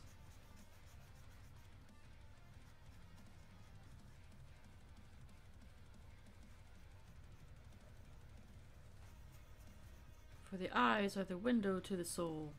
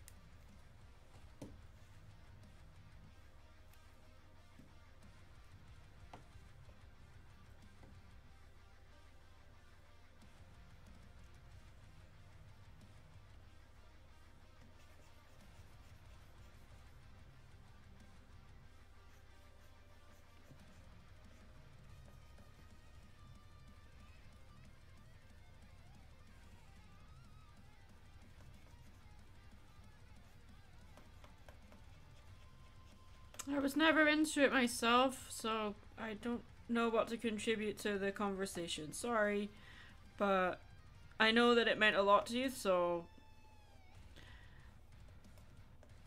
sorry. Sorry that something that you really love is ending.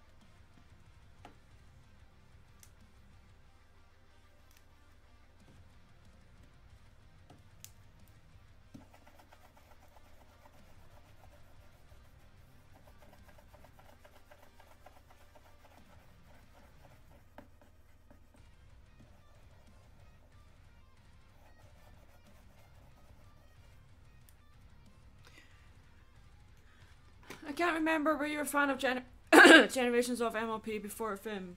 I did see G1 and the movies when I was a kid, yes, but I wouldn't call myself a fan. I did play with My Little Pony toys, though. I do remember that.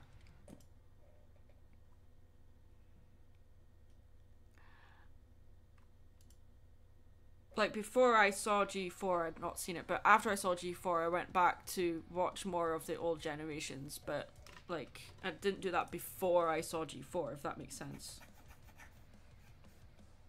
I think that's true for most people, though.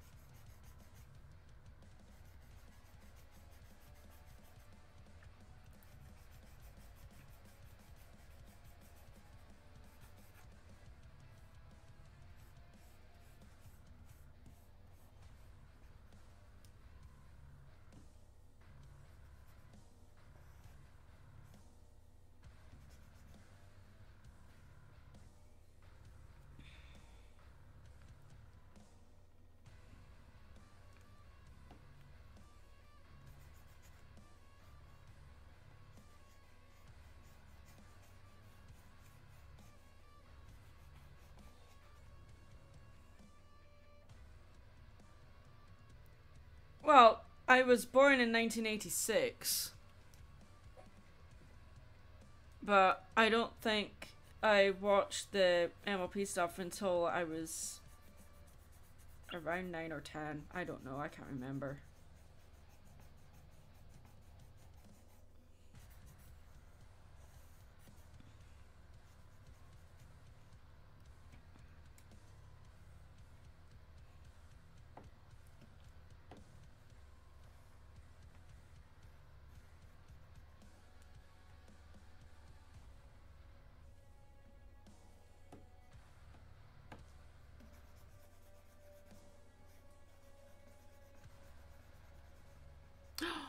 They're responding! Guys, they're responding! Oh my god.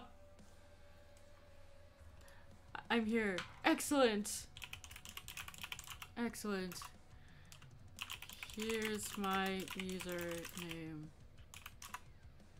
It's nice.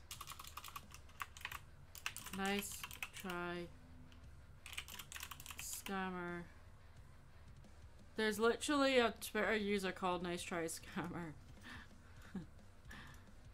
It's nice try scammer dot go touch grass.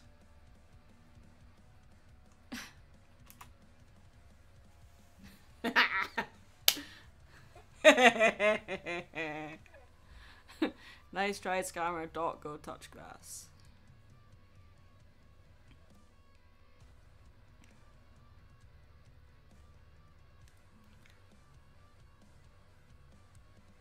It's like a child on Christmas morning. Yeah, I know. Yay! It's the little things in life. Absolutely. Wait, what? I've never watched any official MLP stuff. However, I have watched some videos here on YouTube involving them. Mad Munchkin, is it okay to mention the channels? I mean, it is a very well-known channel. I don't see why not. Sure.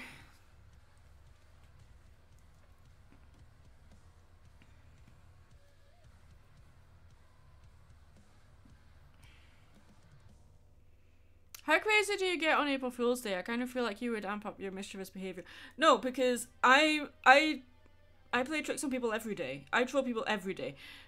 April Fool's is when everyone else does it. That's the one time I'm like, nah, I'm gonna not be a troll that one day, because I'm all about like being the contradiction and not following the crowd. If I'm gonna follow the crowd, that's when everyone else does it, and I'm like, nah.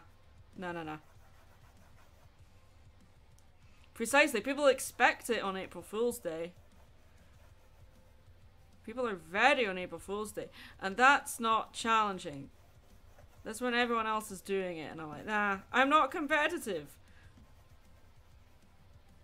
I'm not gonna compete with everybody else. Pfft. Who wants all that noise? Death Battle. Ah, yeah. The first was Rainbow Dash versus Starscream, and then Pinkie Pie versus Deadpool. I remember the Pinkie Pie versus Deadpool one. That was fun.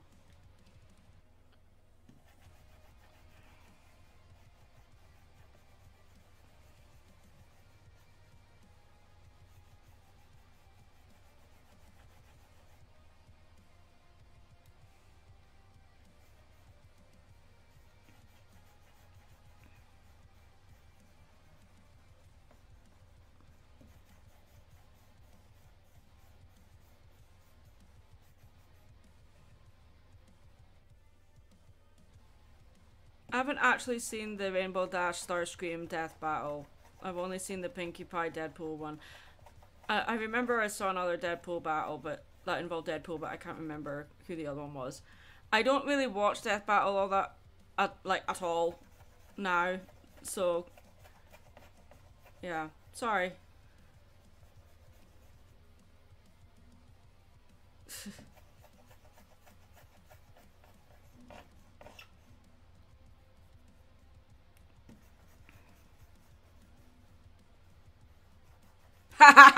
They blocked me.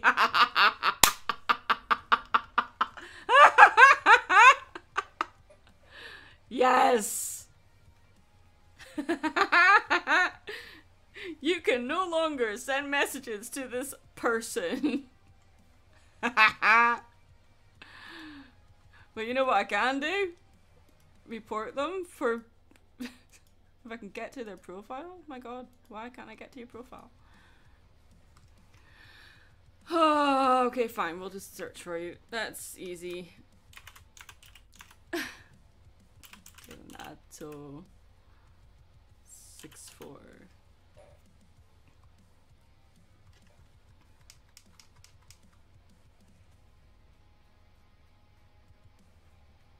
Oh, 64. There you are. Found you.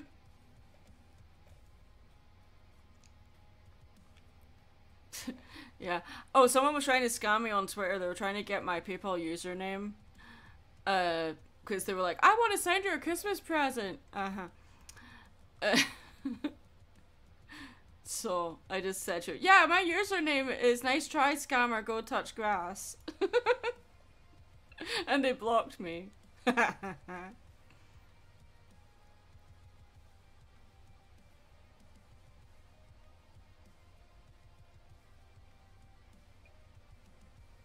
Well, no, it's not just like showing off the trophy. That's not what it's about. It's about warning other people not to fall for it. That's why I share it. It's not to say, look what I did. It's, look what they did. Name and shame.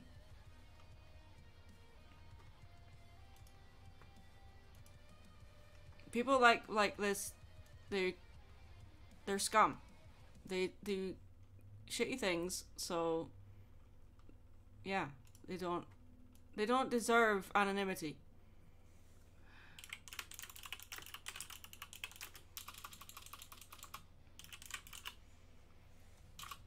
Even if it is a bot, other people need to be warned about it, because people will fall for these things. That's why these people do it, because there are people that will fall for these things.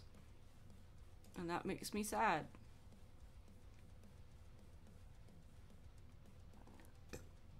I hope I don't come across as boastful when I do share this stuff. That's not my intention.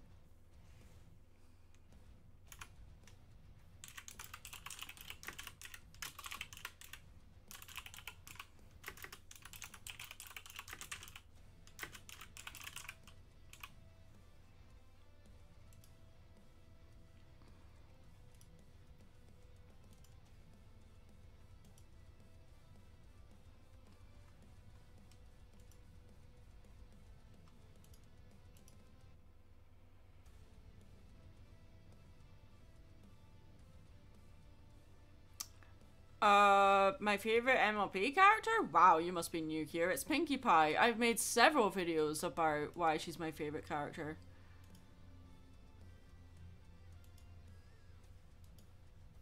Let's see.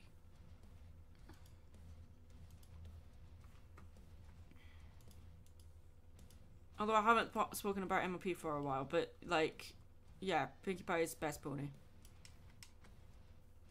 No, it's pronounced Pinkie Pie.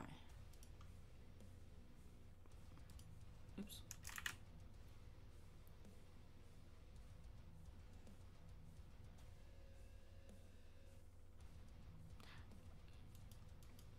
No, I know it was a joke because of like how often I've spoken about Pinkie Pie. It wasn't a dig at you. It was me just being the troll that I am. Sorry. See, this is why sometimes I take it too far. So it's just my sense of humor, guys. Sorry. Alright, let's see. Yeah, the colors are very flat right now, but that's deliberate. Rainbow Dash. Pfft. That's a funny way of pronouncing Pinkie Pie.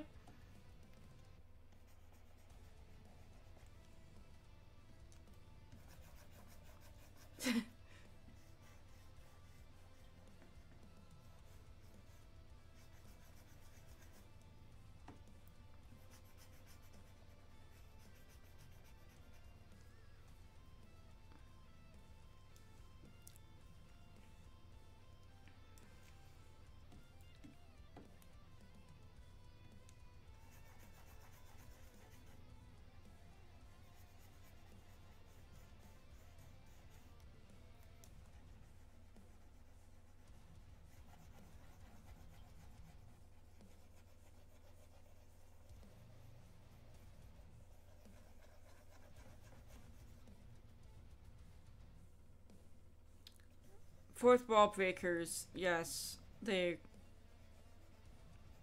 I really enjoy it when shows do that, as long as they don't like do it consistently or pander to the audience over and over and over, like a certain show that's set in hell does. Um, you know, but if it's done few and far between and it's done effectively and efficiently without distracting from the story, then great. So I remember that one episode of MLP where Pinkie Pie was chasing after Rainbow Dash after everyone was trying to keep a secret from Pinkie. Oh, yeah, that's the party of one.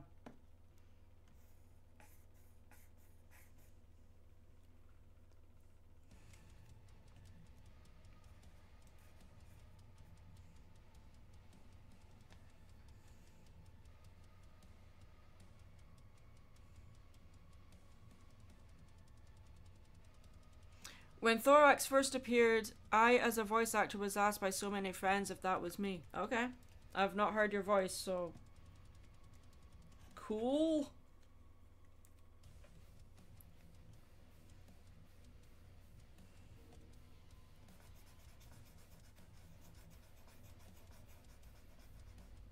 Alright.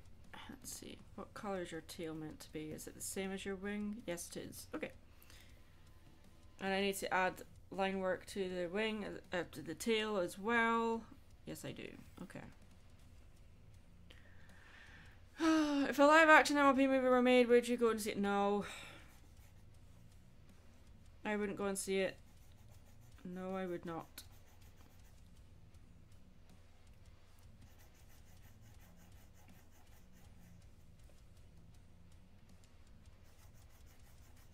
You'd think your friends would read the credits. Well, I would think that you would tell your friends you were, like, voicing a character in a show, like, before it was made to amp up the interest and stuff like that. So, yeah.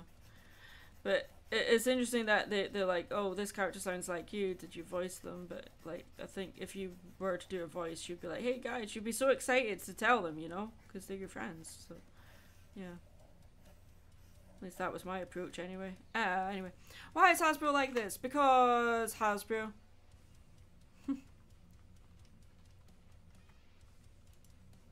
Save your work, kids.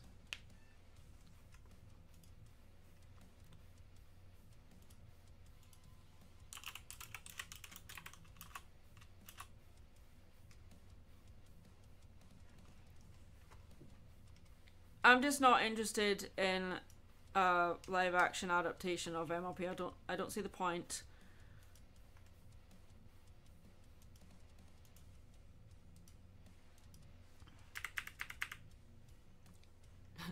As very soon. Have you saved?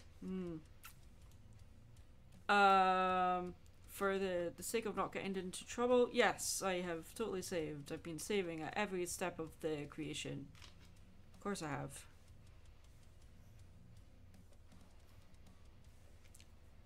Totally not lying through my teeth about that.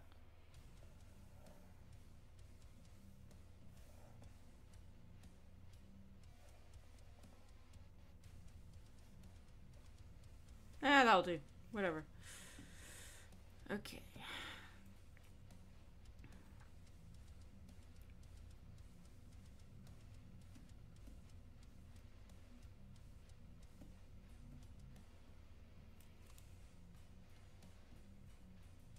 Now comes the fun part.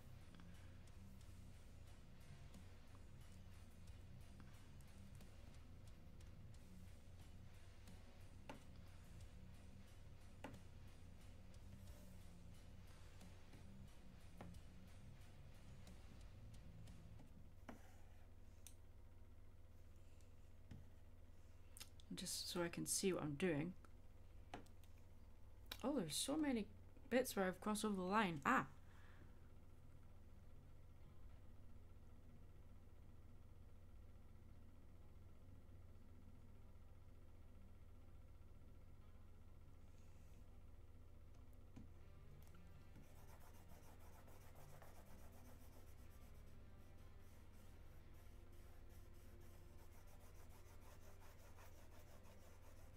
of the live action remake of How to Train Your Dragon. Yeah, I'm not gonna give that my money either or my time. Just no. I find it ridiculous that that Katzenberg was like, I'm going to start a new company that's going to be completely different from Disney.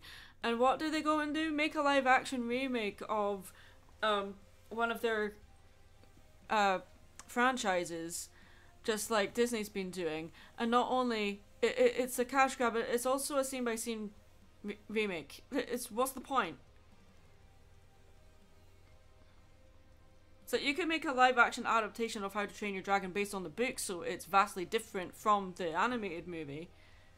But they're not gonna do that. They're just gonna like regurgitate the same old shit over and over. Tired of it, man.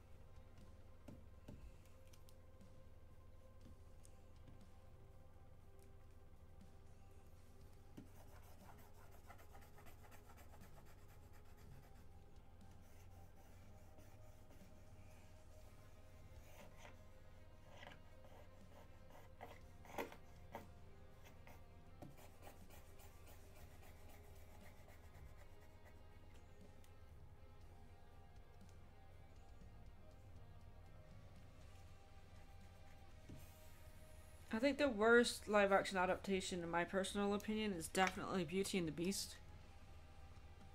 I hated that movie with a passion. I mean, like, I go on and on about how much I hate Maleficent, but at least the story was more or less original. Like, it wasn't just remaking Sleeping Beauty, it was the Sleeping Beauty story seen from Maleficent's point of view, even though it was essentially just Disney throwing its toys out of the pram because it couldn't get the rights to make Wicked. But, I mean, I hate the movie, but at least it was somewhat original.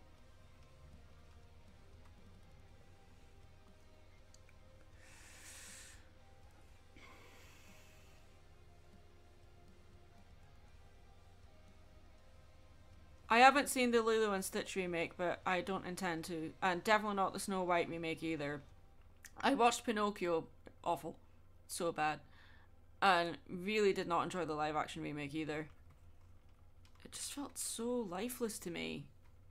So boring.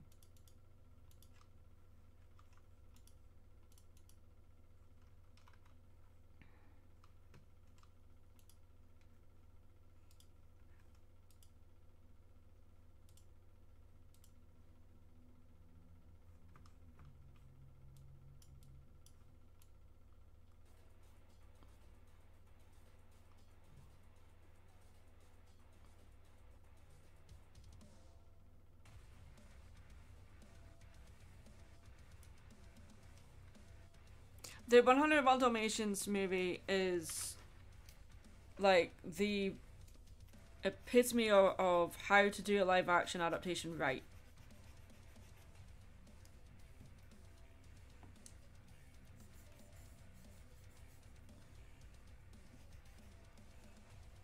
Because it wasn't just remaking the animated version, it was their own version of the story.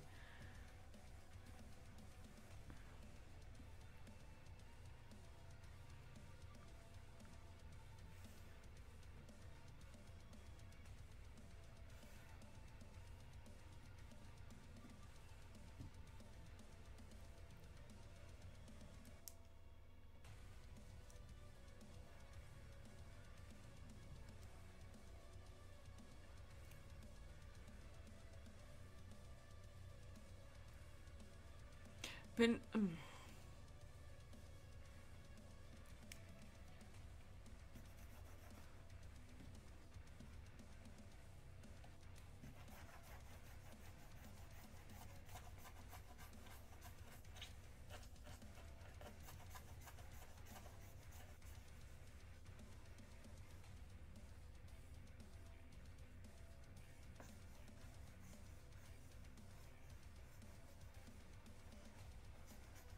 well, that was another reason why the live action adaptation worked so well, because the animated version is obviously the point of view from the dogs, whereas the live action, it's much more the point of view from the humans. Like, yeah, we did see a lot of scenes with the dogs, obviously, but they don't talk. So therefore you're getting more of the emotional turmoil from the humans instead of the animals. And I kind of liked that.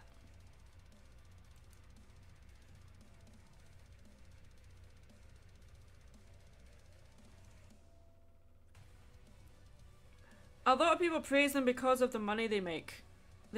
A lot of people equate box office money to mean, oh, that must be an amazing movie because it made all that money. That doesn't equate into a successful piece of art, in my opinion. Success isn't always about money. It can reflect that you're a good business person, but just because something is, it's like, to me, success comes, like, if you're happy, then you're successful.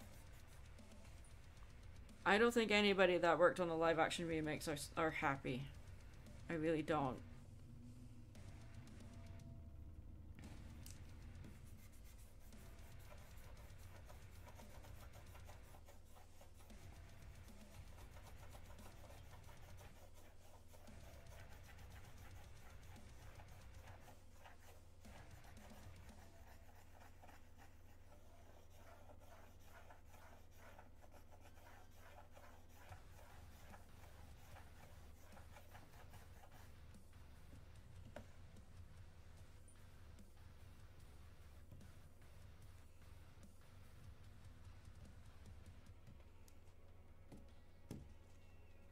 Speaking of live action adaptations of everyone's favourite media franchise, is one of 3 live action remakes I despise with a shocking passion. I could go on a tirade about it.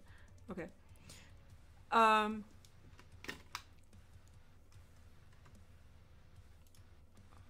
wow.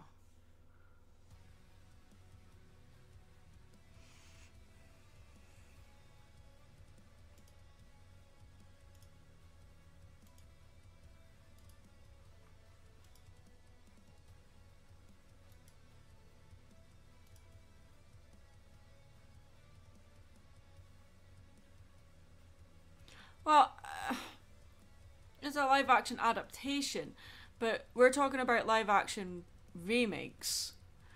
And I don't consider Super Mario Brothers technically a live action remake because there wasn't an animated movie before it. There was the animated series and the video games, obviously. So it's a live action adaptation. Yes. But we're not talking about adaptations, we're talking about remakes. And yeah, technically speaking, they are adaptations, but I'm like, the live action remakes, as we're in context of what they are now, they are essentially looking at an animated movie and just making it in another medium. It doesn't have any artistic merit without the original animated movie.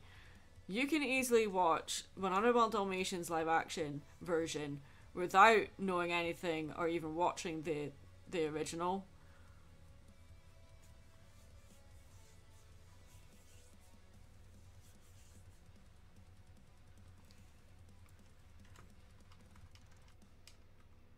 Cute.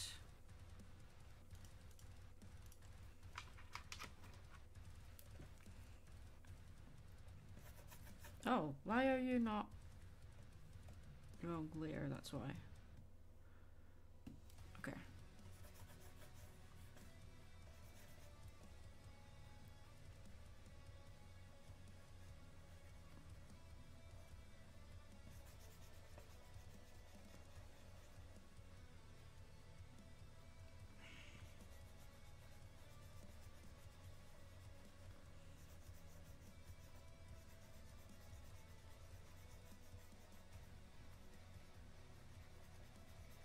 You didn't know there was a 100 Dalmatians book. Well, that's because Disney was terrible at giving credit to the original creator. Like, the name of the author of the book flashes up for 2 seconds and then disappears, and in the credits for the 101 Dalmatians, the author and Disney exchanged letters about that very incident. If you watch there's a lot of behind the scenes featurettes about 101 Dalmatians and Disney's treatment of the original author. Not great. Not great. That's why a lot of the adaptations that he did make were based on books where the authors were no longer alive, because he didn't have that problem. Because they were, like, he didn't have to pay for the ownership or anything, because they were already in the public domain. So he can make his own adaptation. So, yeah. Disney was not... he was a good businessman, and he was an amazing artist, but I don't think he was a nice person to other humans. It's just from what I've read. But, yeah. Anyway. I remember not like... Oh! I didn't even manage to sit through the first half hour of the Aladdin movie. I found it so damn boring. I didn't even get to the genie. It was just so dull.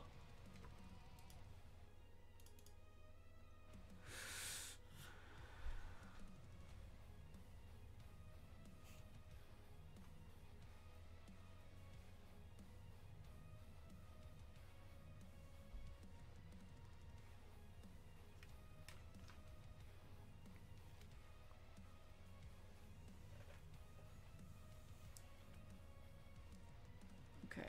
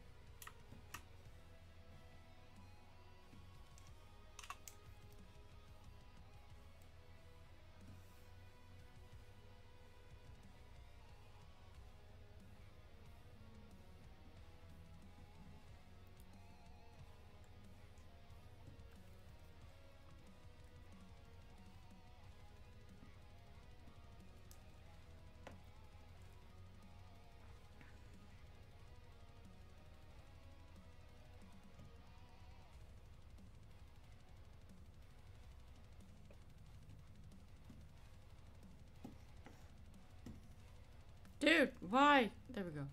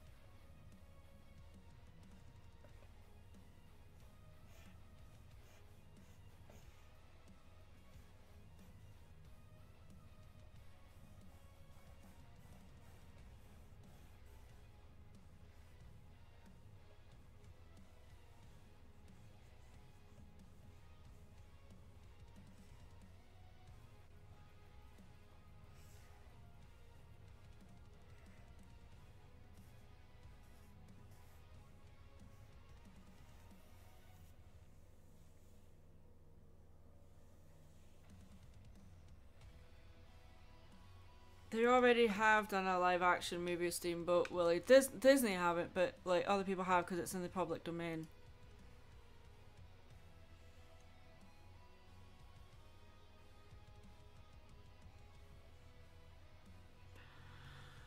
I have a working theory that Disney is only remaking these movies because they're going to lose the copyright of these characters soon, so they're pumping out the remakes before they run out. I mean, that's part of it, yeah, but that is a big part of it. But anymore, even their original stuff isn't all that good anymore. The last really good Disney movie was Encanto, and oh god, those characters are coming to Descendants, I heard. Really?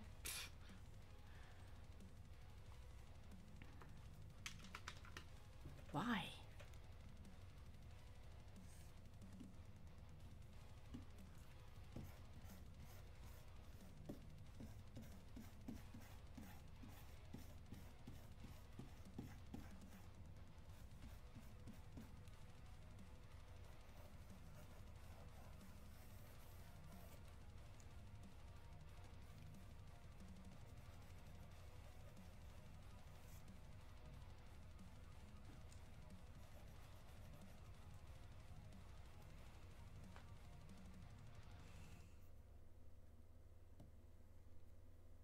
Yeah, we can't stop it from happening. It's an inevitability, sadly.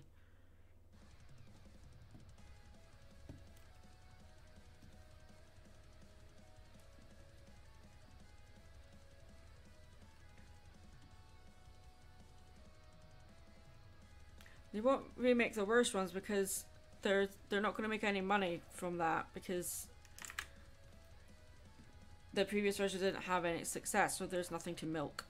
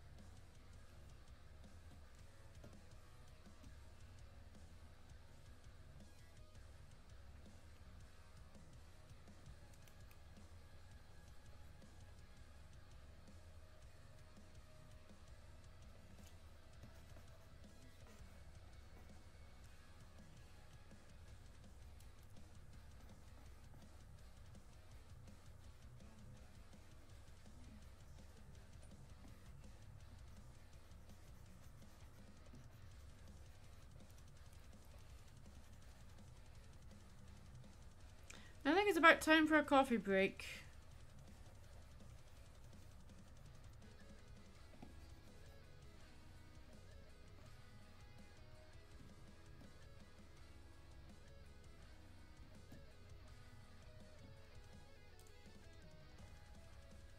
Why humanity? Why? Because money. Because potatoes. Because we can.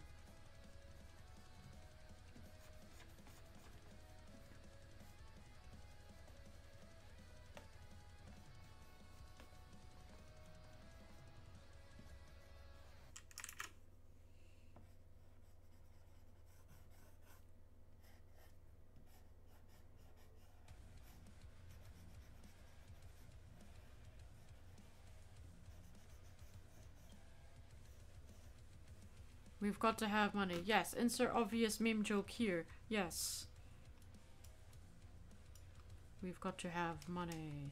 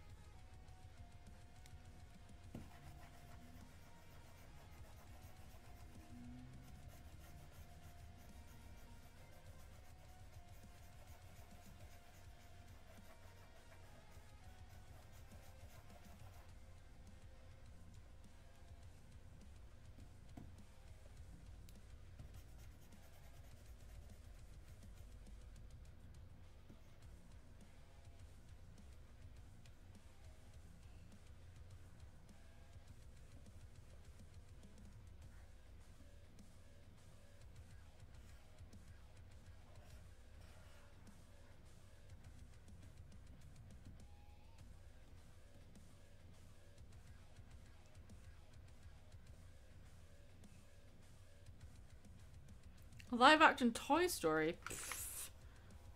No. Black Cauldron, yes.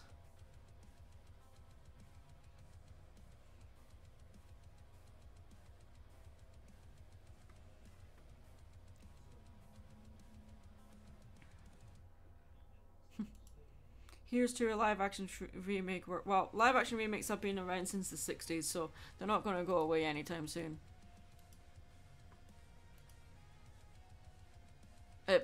Oh my god, the 90s, sorry. Not 60s. Why did I say 60s? Because that was when the live action adaptation of Treasure Planet was made. The Disney one, anyway.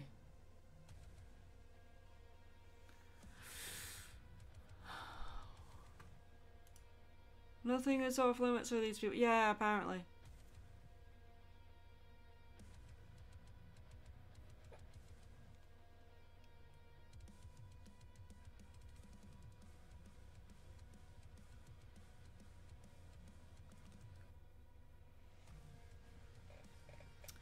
But yeah, I am going to stop for a coffee break. I'll be back in about 15 minutes, maybe. Something like that. Do I have break time? Yes, I do. Break time. Break time. Needs to be at the top. Break time. Break time. Break time. Break time. Break time. Parents are ringing them! Alright. I will be back.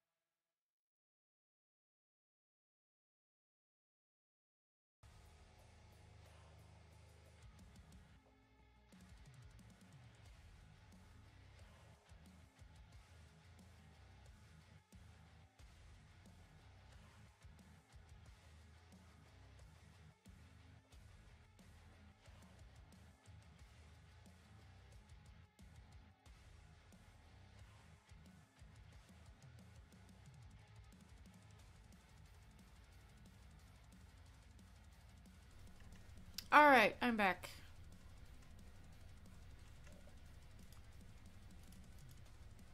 Let's get this done, shall we? Excuse me. What have I missed in the chat? I spooked you. Yay! That was my intention this whole time. Wahaha.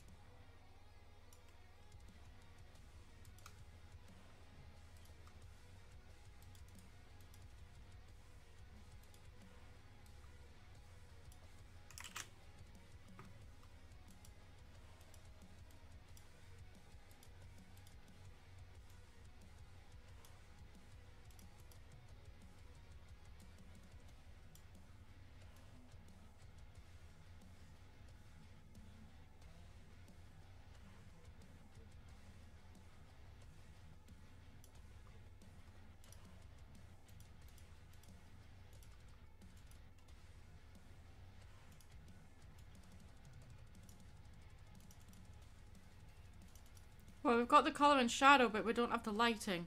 So that's the next thing we're doing, is lighting.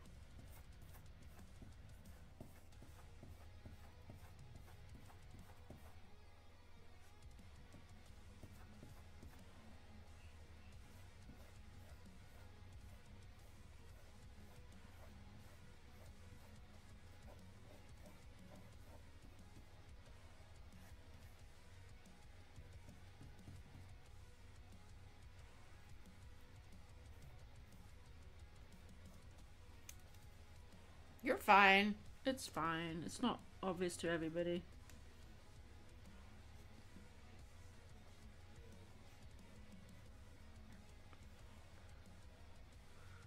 It's the Chris! Boy.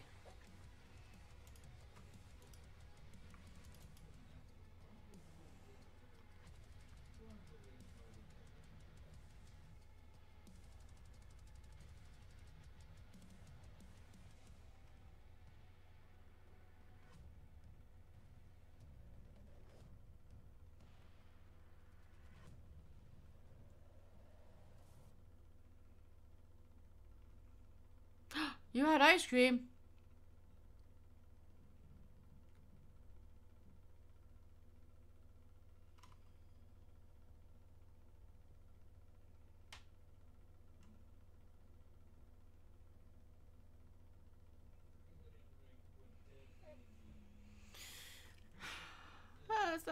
Why? Why would you come in my stream and tell me you had ice cream?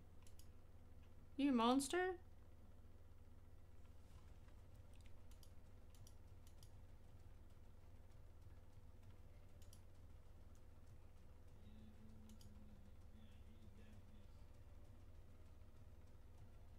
I am a war criminal. Yes, you are.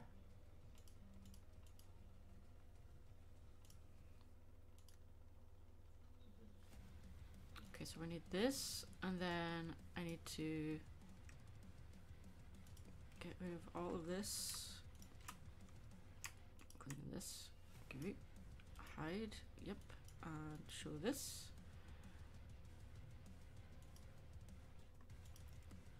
Merge. Because with this, I'm going to make the transfer for the actual painting. Because we're going to do a traditional version of this as well. Oops, as well as a digital.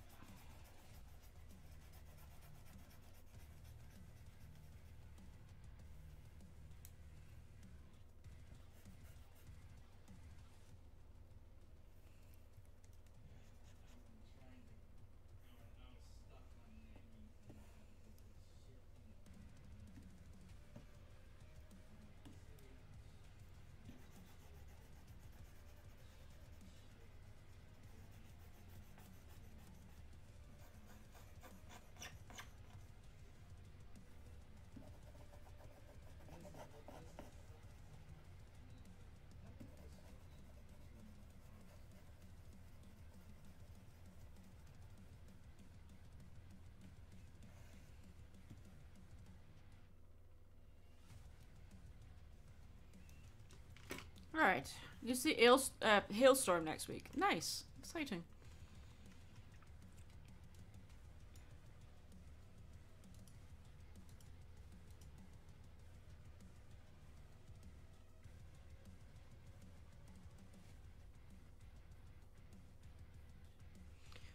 So that's going to be the sticker. That's going to be the transfer. Okay. So... Well... Don't steal my humor! How dare. Fit to page. There.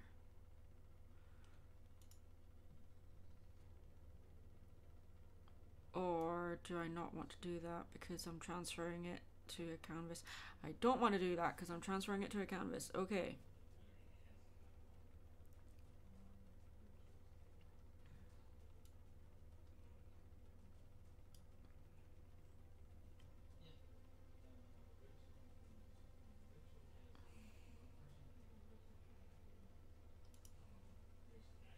Yes, I know clipping will occur, but I want the clipping to occur, so it's fine.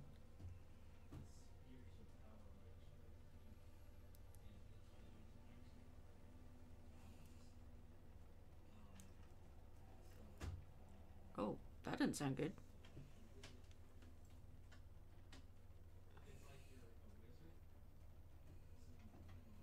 My printer made a very loud clunk noise.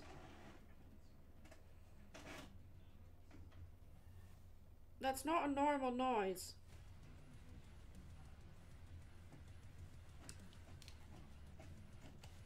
Okay, it's printing.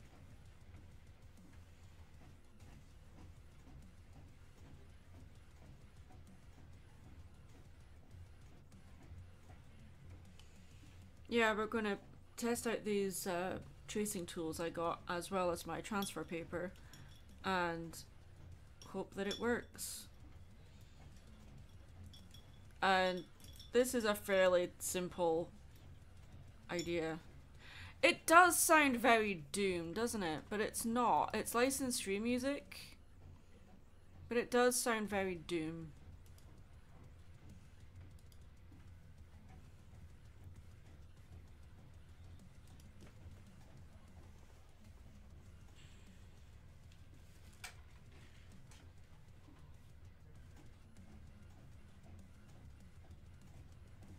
It's black transfer paper, so it's wax free.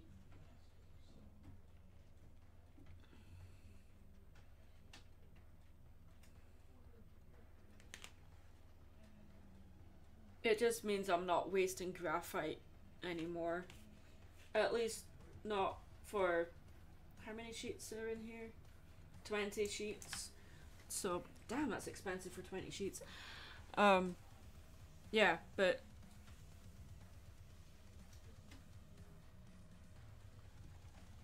I should be able to use the same transfer sheet for all parts of this transfer, but this is the whole reason why we're...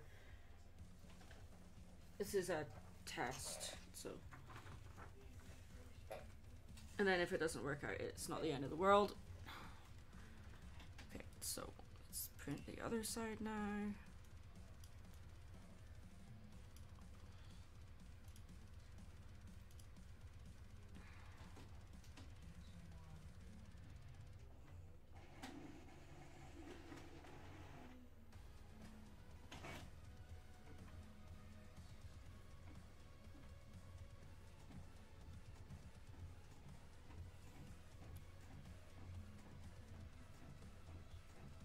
Oh, I played Wolfenstein 3D. It was one of the few demos I had on my PC. I actually played Wolfenstein 3D more than Doom.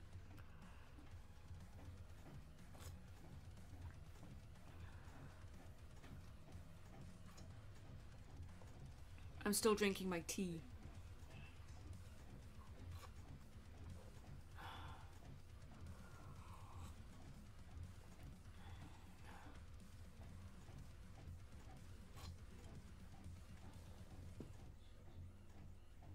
Well, I didn't say I played it when it was released. I just played it as a kid. I remember that. I just don't remember how old I was.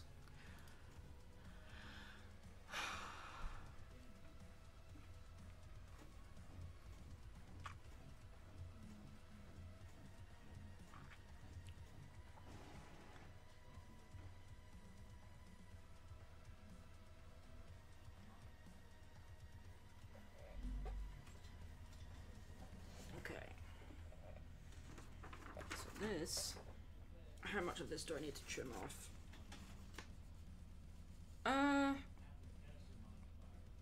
A lot. Damn. Okay. That's a waste of ink, but it's fine. It's more than fine. Eventually I will have a printer that will print on A3. Alright, one more. No, two more actually, I think, because... Yeah, two more. Okay.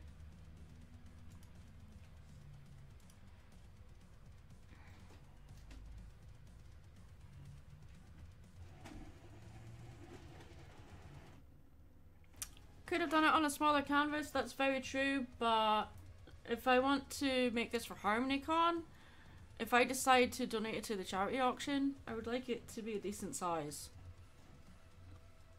I haven't decided what to do with it, but at this rate, if I'm... I usually try to sell my originals at maybe $2.95. So if I'm going to put it into the charity auction, I would like to put a reserve on it for at least 100. But we shall see.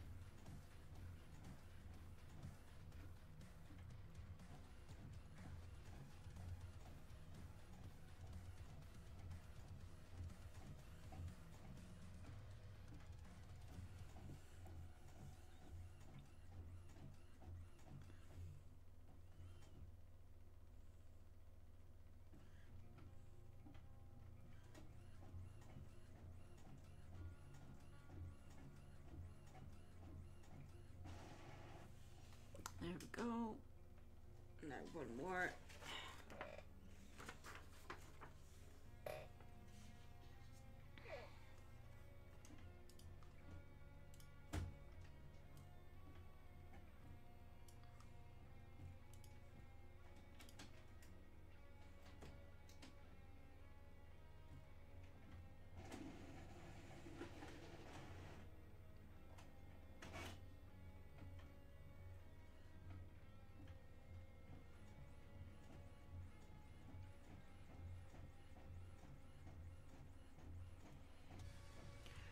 $2.95, not 2.95.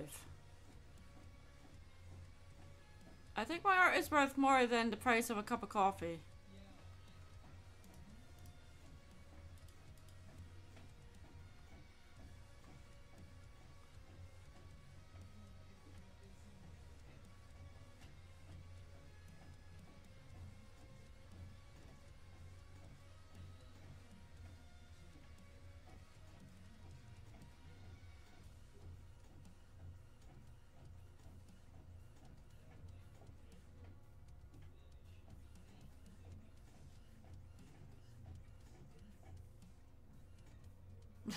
$1 million, I wish.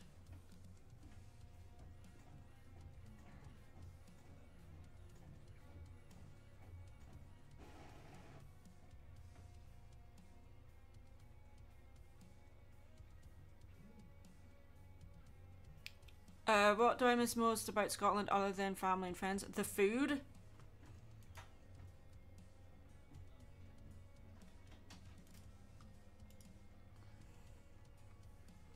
I'm sorry, but American food is gross.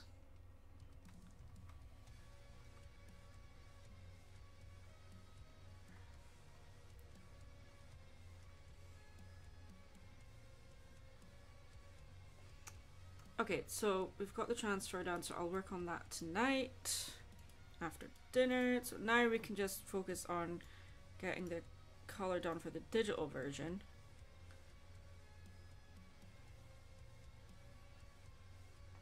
Too many preservatives, yes. Way too many preservatives.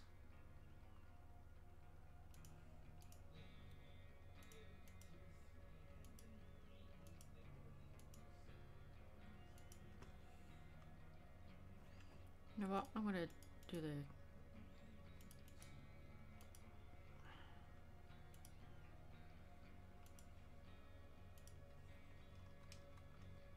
Too much sugar. Way too much sugar. Yes, Charlie. way too much.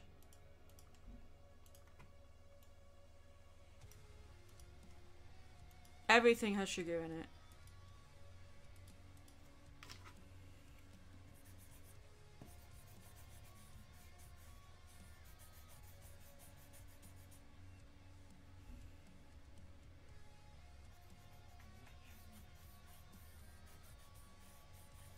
Why one of the reasons why I've put on so much weight since I moved here, because the food culture here is ridiculous.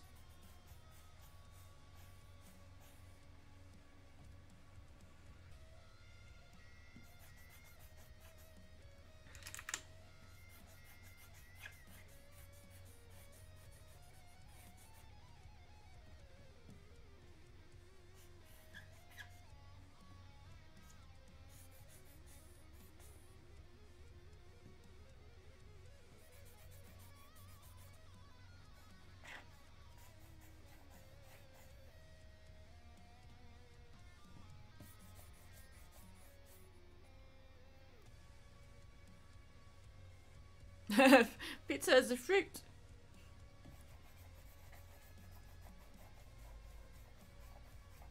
I haven't had pizza in a long time, guys. I only really have pizza when I'm on a vacation. I don't really have it when I'm home.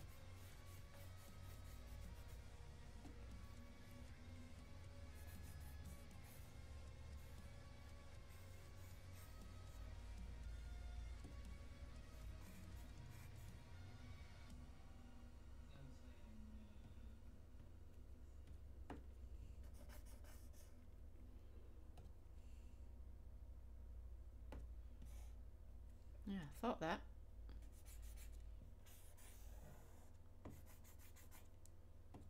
Bits missing.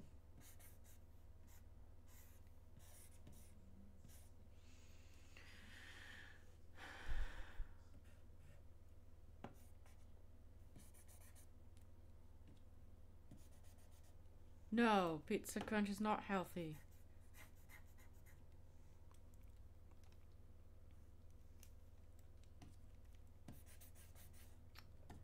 Well, my music is finished, so I need to find another playlist once again. And I need to really clean my Cintiq screen. Gross.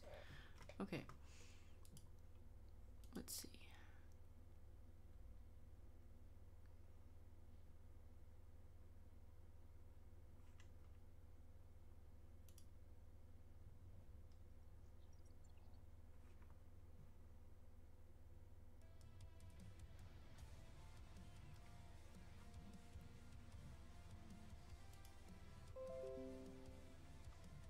Adobe is telling me that I have updates. I'm like, yeah, I know, but I'm not going to install them because I don't want to. Why should I? Well, that's the thing. Copyright issue. They are license-free playlists. However, like I've said before, a lot of the times license-free music, they will use stock sounds from stock libraries, and a lot of music that ends up licensed also uses these stock libraries. So if bots detect certain sounds from music, they'll think, oh, this is licensed. So then someone like me that's using license free music in the background of a live stream will get slapped with the video being demonetized because bots don't use common sense. So it's really, ooh, that's the wrong color. Really frustrating.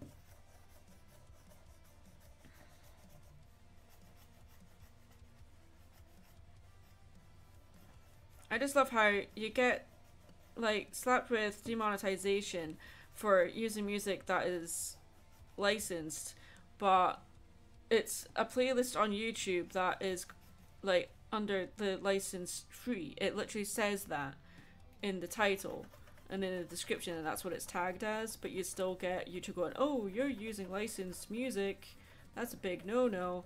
And I'm like, well, you're not using your brain, that's a big no-no too, so what are you gonna do about it?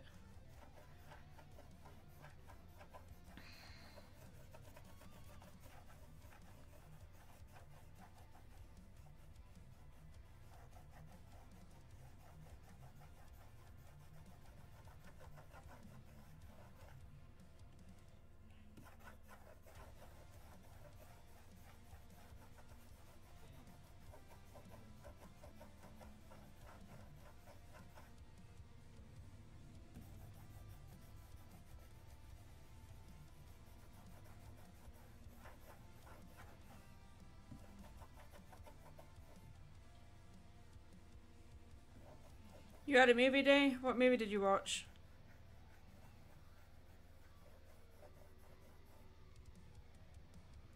Can you tell if the people that upload the videos that claim to have the copyright problems have been demonetized or something?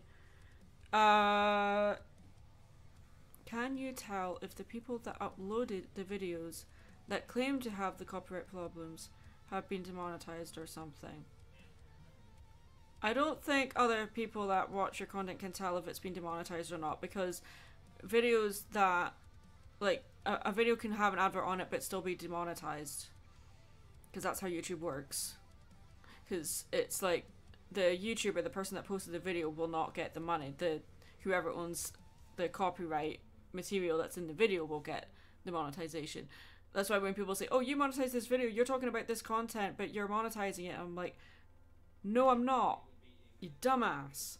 That's not how YouTube works. Just because something has an advert on it doesn't mean that the person that the video is on means they get money for it. That's not how YouTube works.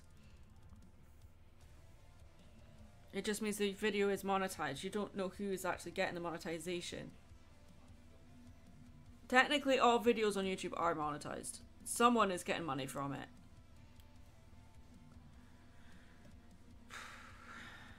Anyway.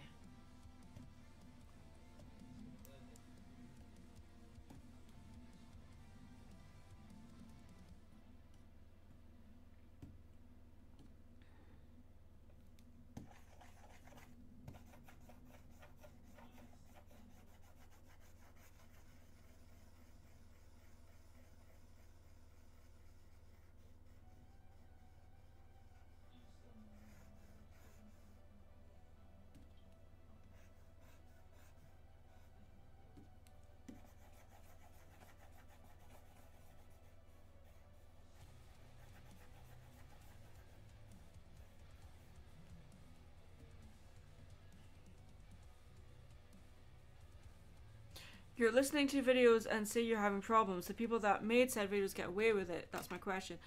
It's because it's not the playlist is from multiple creators.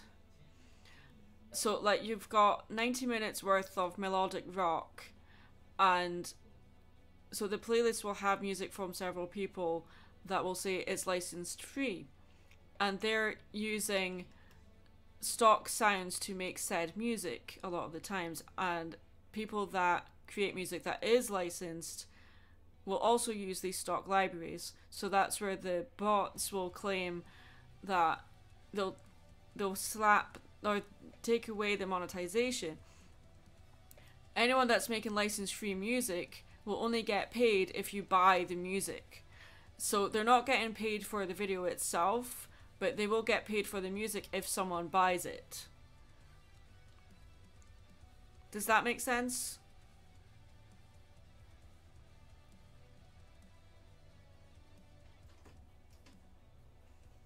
Because it's not the...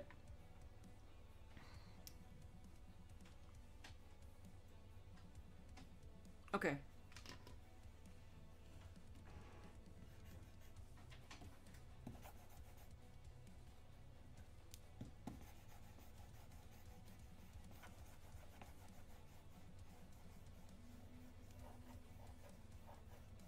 That's why it's called license free music, because you have to pay for the license.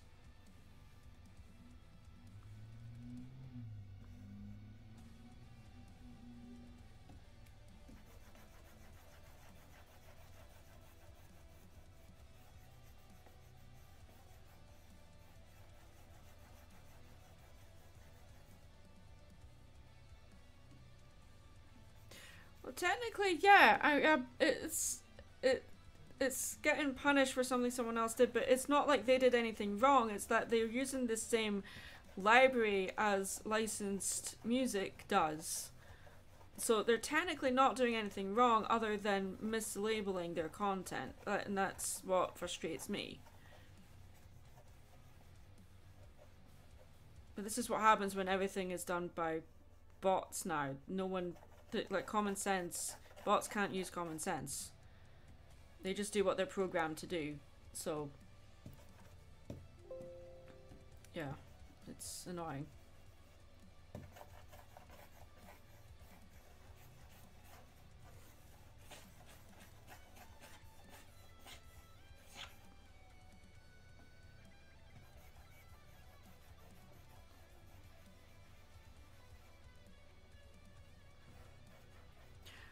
exactly, like stock sounds that are in the public domain. That's the problem. That's why people who are making licensed music will use it, because it's free.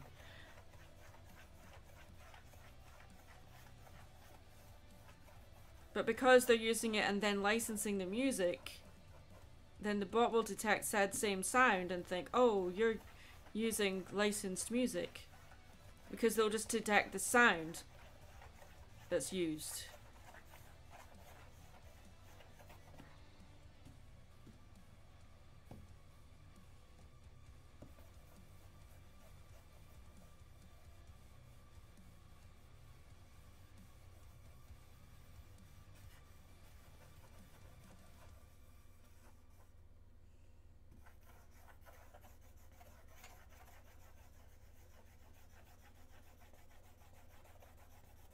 HarmonyCon is in February.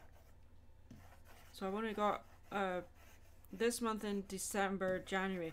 But December I'm going to be in Scotland for 3 weeks, so I won't be able to work. So I'm going to try and get as much done before I fly home. Or if I can at least get... Oh, that's really cute. I like that. It's going well. Okay. So now the background is...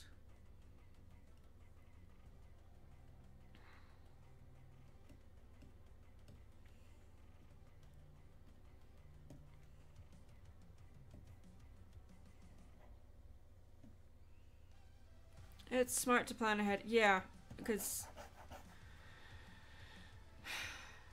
I don't want to not prepare.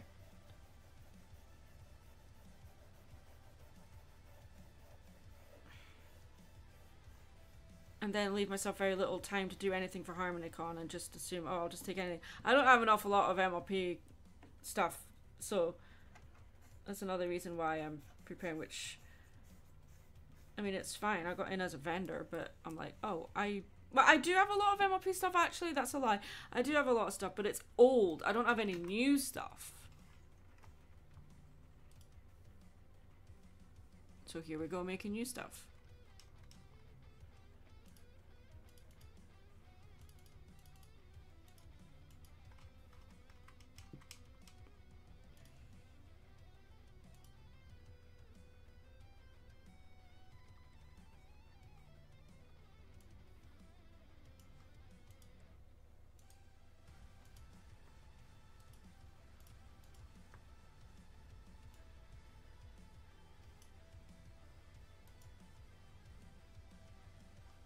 Remember at conventions, do any of you guys carpool or share hotel rooms together for conventions? Yes. Sometimes we're lucky enough to have someone there that will have their car with them if they drove there, so we will have a car, but other times, like, we'll just share an Uber if we're going somewhere other than the hotel, but we don't usually, like, travel elsewhere unless we've got another vacation after or something. But we always share hotel rooms, because the hotel rooms are very expensive, and it's always more fun sharing with friends anyway.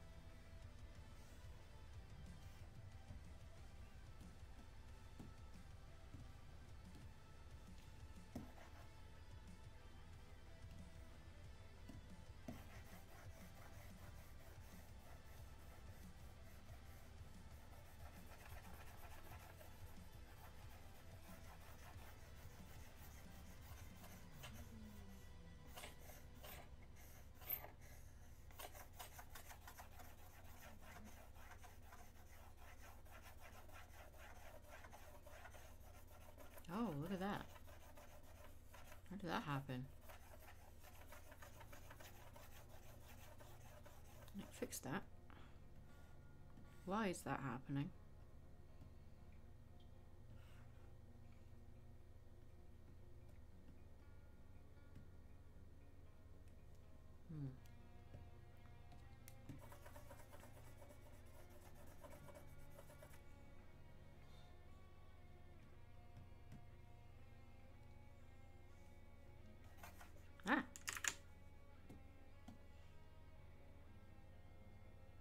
This is Photoshop.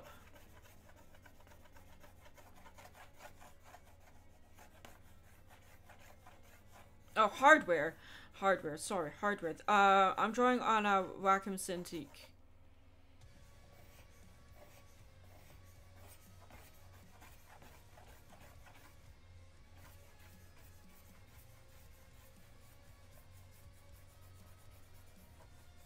I think most movies, it's a Wacom Cintiq, it's a drawing tablet monitor screen.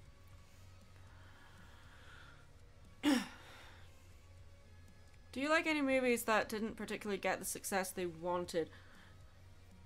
I think that's like most movies I've seen.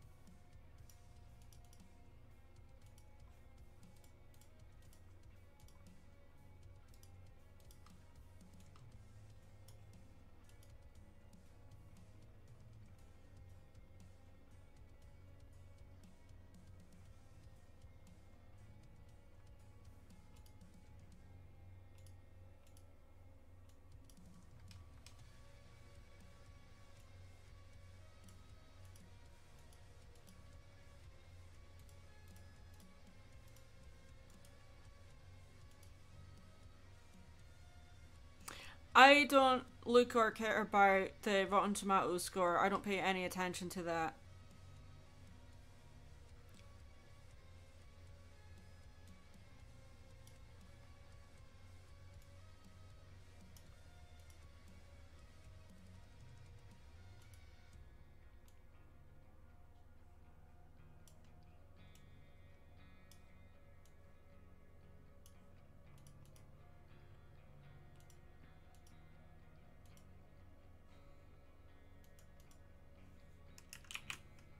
Save your work, kids.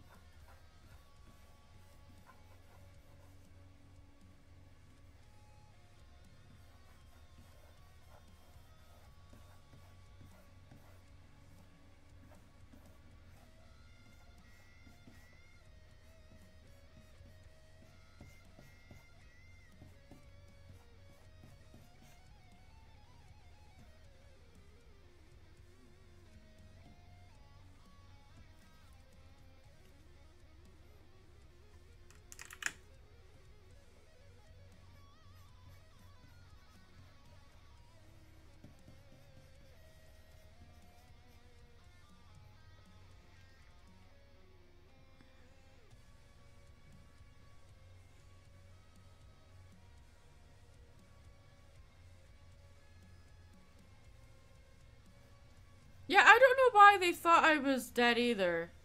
Like, I don't know where that came from. It's like, oh, you stopped making MLP content. Did you die? Like, sadly, yes, but I lived. You know, like, what the heck? That don't make no sense. Yeah, I know.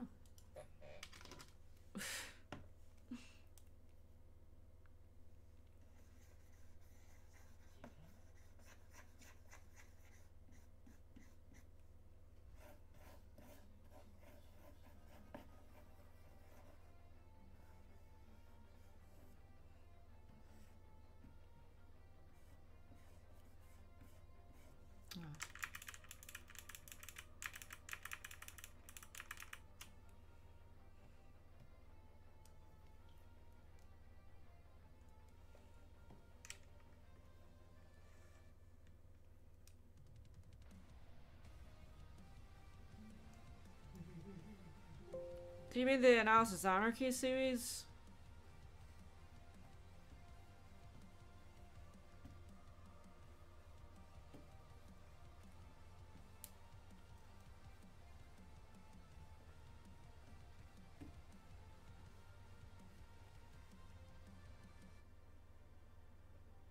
Yeah.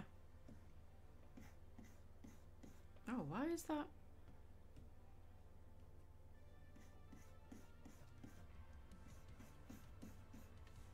Huh. Why is it doing that?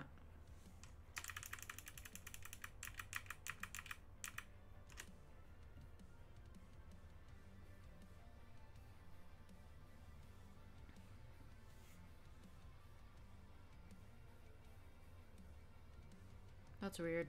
I don't know why it did that.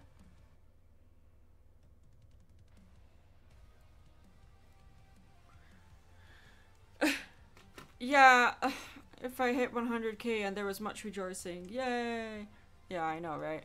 I don't think that's gonna happen anytime soon.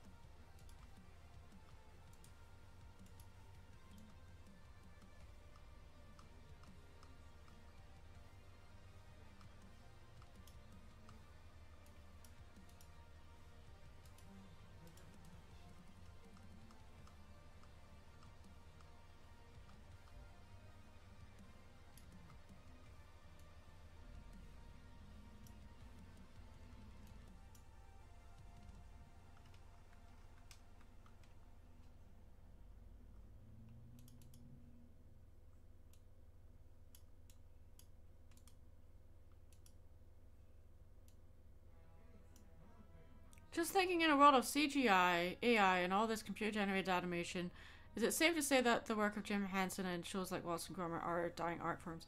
No, they are not dying art forms.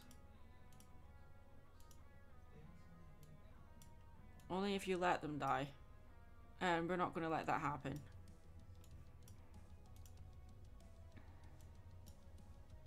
I may be in a little bit of denial about that, but no, I don't think they're a dying art form.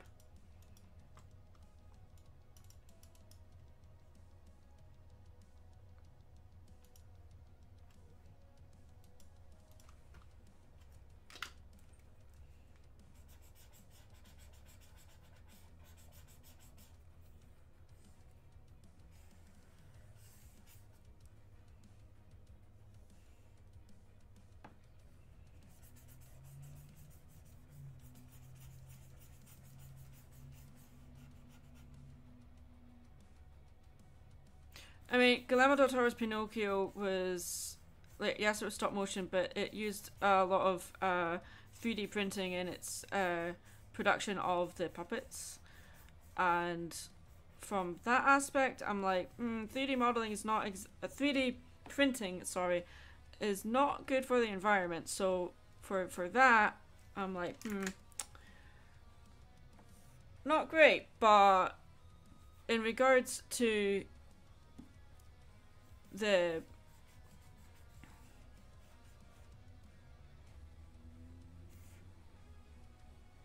art form dying, like stop motion die, no, it's not.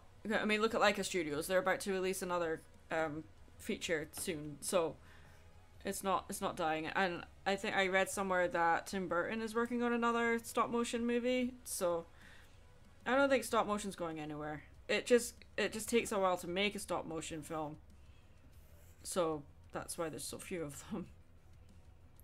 There's more of them than people realize, though, I think.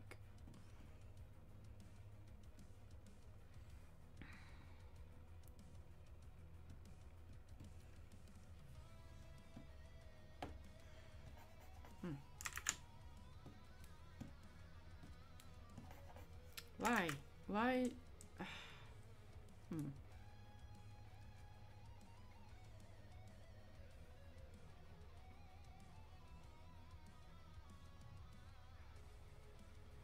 Yeah, they're not really live action when it's all CGI.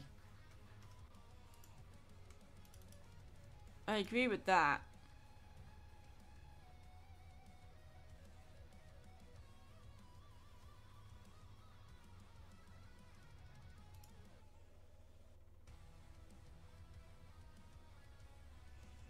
My favorite movie studio today? Movie studio?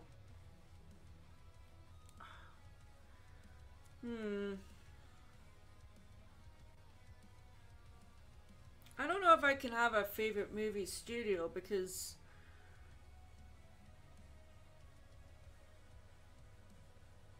I can tell you my favorite movie from particular studios, yeah, but I don't really have a favorite studio.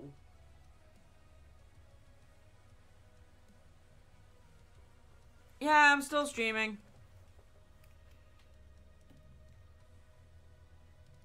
Because I want to have a digital version of this as well as a traditional version, but I'm kind of I'm screwing up on the layering here. There we go.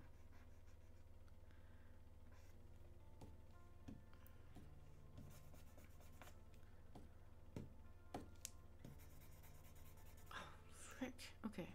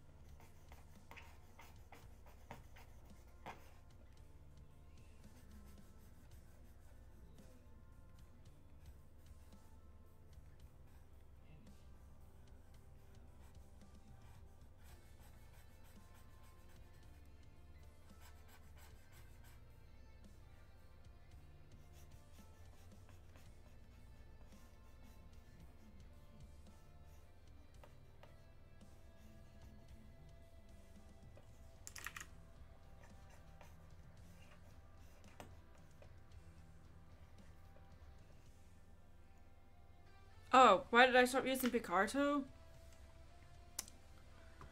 I was streaming on Picarto and then I streamed on YouTube once and found that I got more views on YouTube. I got more interaction with the people watching than I did on Picarto.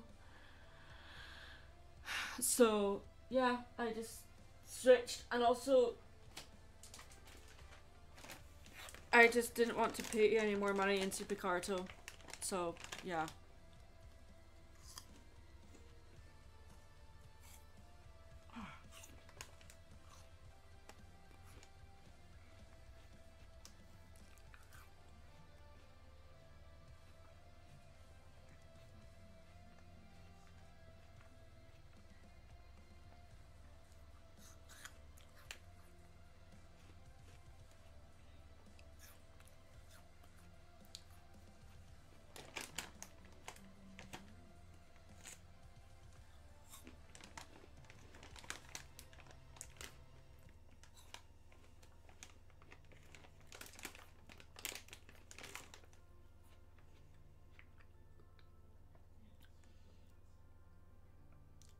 No, I don't want to support Twitch.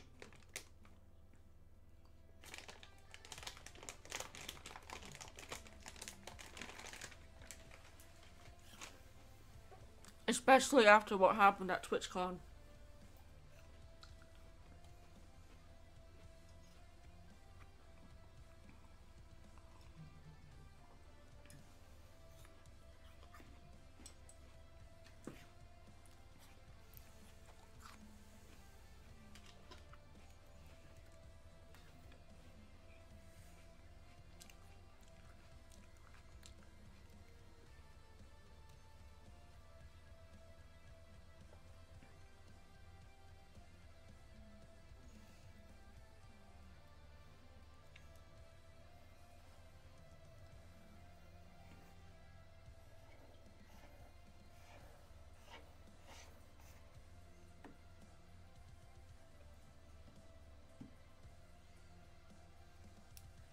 Um, a famous streamer was sexually assaulted, and the TwitchCon security did nothing about it. Luckily, said streamer had their own security and prevented anything worse to happen. And by the way, when I say sexually assaulted, I mean that someone ran up to them and kissed them without consent. But that could have been a lot worse. They could have done anything. They could have run at them with a knife. We don't know. But the security did nothing. And then victim blamed the streamer.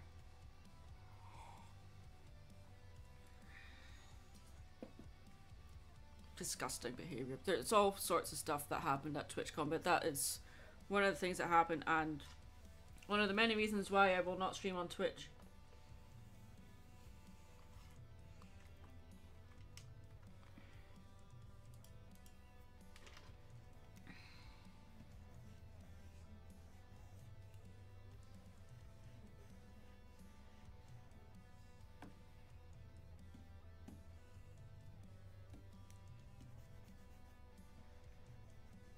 I can be a troll, I can be a total clown, but I also have my morals and I'd stick to them, and if I see an injustice, then I will not support, excuse me, the companies behind it, because especially if they don't do anything about it, like Twitch did nothing. Like, not just the staff at TwitchCon, but how they handled it after that when they posted a statement about it. It was just not good enough. I still watch Disney stuff, but I'm leery of management at the top. I just hope they get their act together and let creators be creative again, just saying.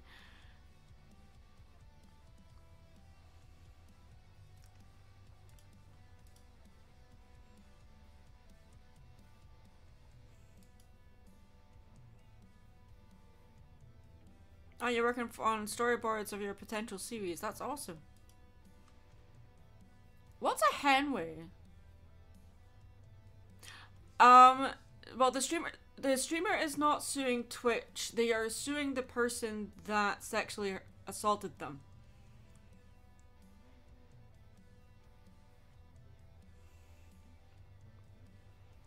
You know, get your priorities right. It is Like they have their priorities right. They're not going to sue Twitch because Twitch themselves hired the security company that failed her, and the statement after that Twitch made was not good enough. However, that in itself is not enough to sue Twitch for. So she is suing the person that sexually assaulted her.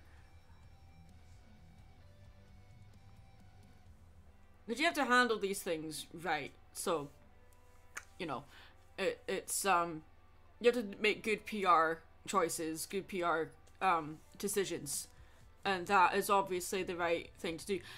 They might be suing the security company, but they haven't made that public. Well, the only thing they've made public is that they are suing the person that sexually assaulted them.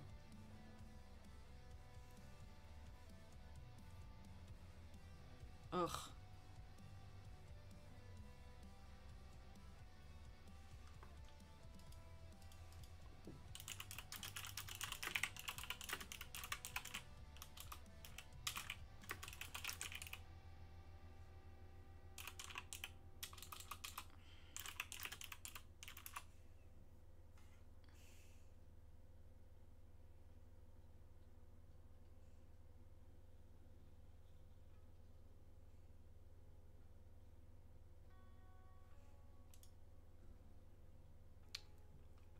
Trying to think of ideas for my potential series. I'm thinking of trying to take a modern SpongeBob approach.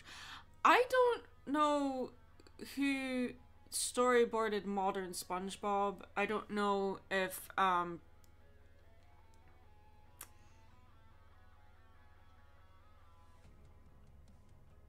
Derek Dryman, Paul Tibbett, Aaron Springer, and Kent Osborne were the initial storyboard artists, and obviously Stephen Hillenburg, the original creator for SpongeBob, storyboarded the earlier stuff. So there's a lot of different approaches for storyboarding. But if you're going by modern SpongeBob approach, I don't know enough about the storyboarding for SpongeBob. I barely watch it. So I don't know what you mean by trying to go for a modern SpongeBob approach, because like storyboarding, it's, as far as I know anyway, from what I've studied and worked on, it's there's a language to it that is very much like when you talk about cinematography, there's certain rules when it comes to storyboarding. So it depends if you're storyboarding for an animatic or storyboarding for something live action. There's two very different approaches there. So, and I don't know what your potential series is. So you're just bringing up SpongeBob, and I don't know what your series is about. So, yeah, I don't know what to contribute to that. Are you allowed to bring some protection at these cons? Obviously no guns, but can you bring something like a mace or something? No. If you are a guest at a convention or an attendee at a convention, there are rules as to what you can bring into the venue and rules as to what you can bring to the event. And these rules can often conflict with each other, but the actual event has to coincide with the rules of the venue, usually.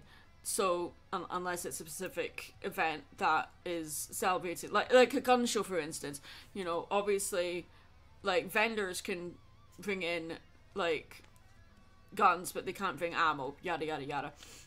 Or if they do bring ammo, it has to be separate from whatever item uses said ammo, so yada, yada, yada. That's a safety thing. But for protection, if you're a guest, if you can afford it, you can have your own security.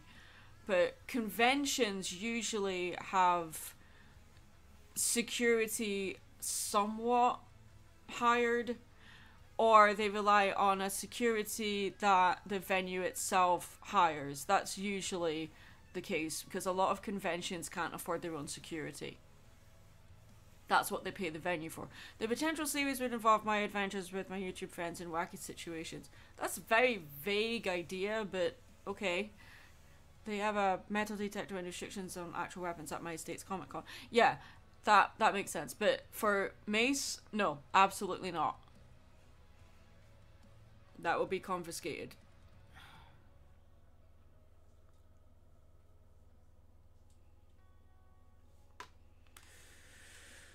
Oh boy, okay.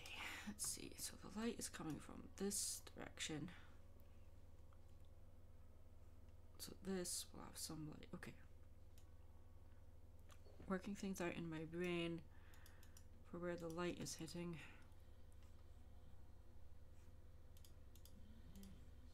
Oh my goodness. Hi Frost! I did see you sneak in.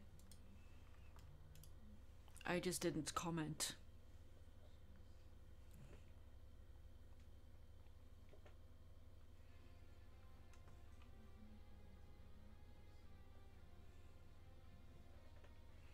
I wouldn't think that'd be acceptable because it can lead to mistakes and misuse. Yes, absolutely. Yes. Like, someone could bring in mace for their own protection, but if they lost it or someone stole it, or they misused it, then yeah, that's where the problems start. That's why people check bags at the doors for said things like that.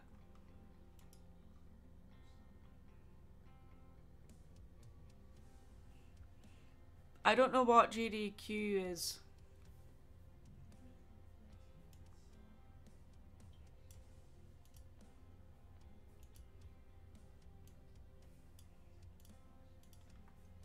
Sorry, I am old. I don't know what certain things are. Games done quick. I don't know what that is.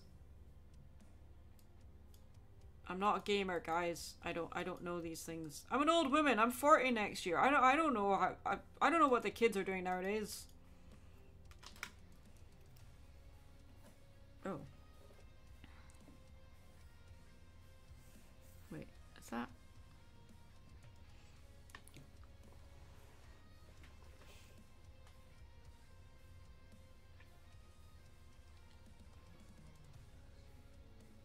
Yeah, no, I'm not interested in that. That's not my jam.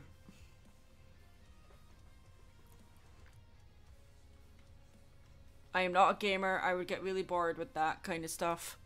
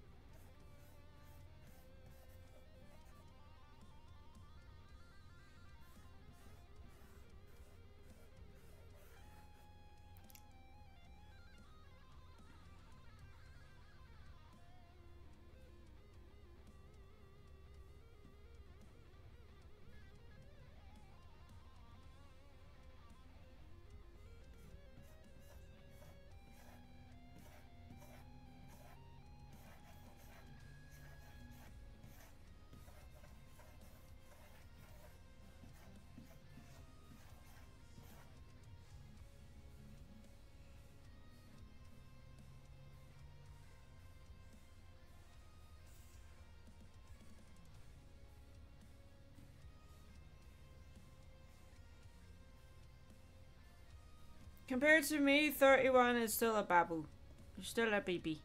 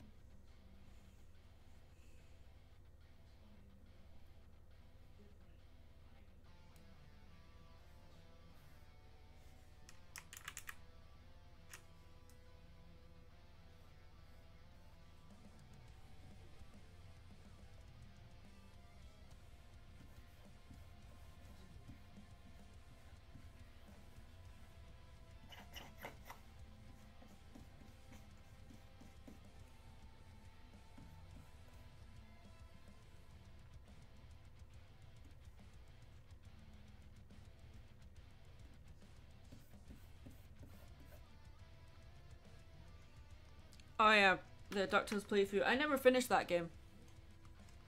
I rage quit. The second last level was ridiculous.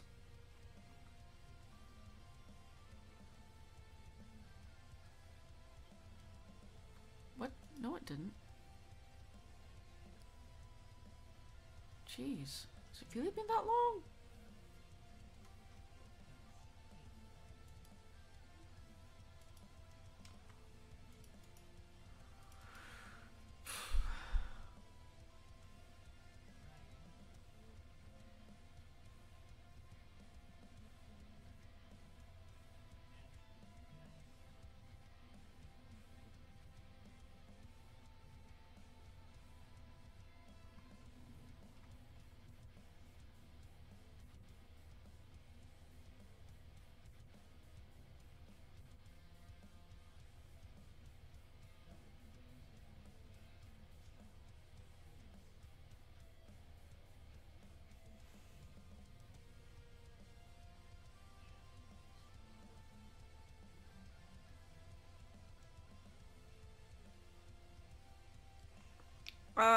The moon. No, the one where they're escaping jumping vines and there's lava rising. Probably not.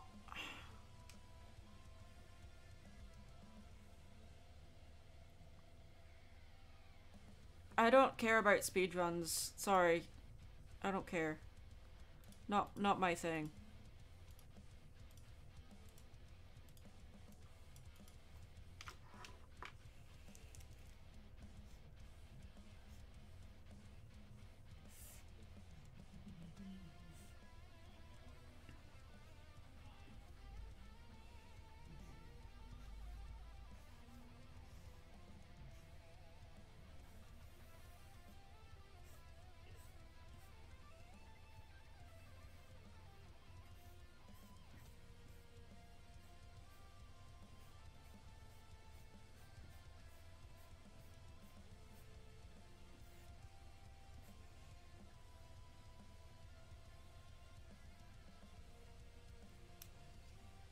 Yeah, I know people like enjoyed them, but it made gaming into work, and I don't really want to do that.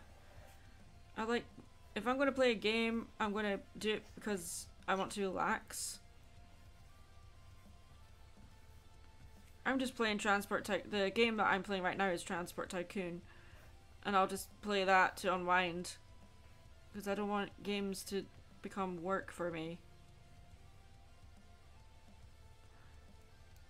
I am currently in a D&D session. My character is a barbarian orc.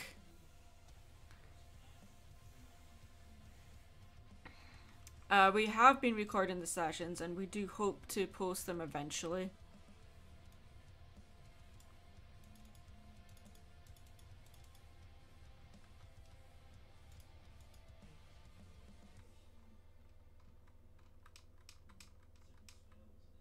Where's the line work for the background? Is that it? That's it.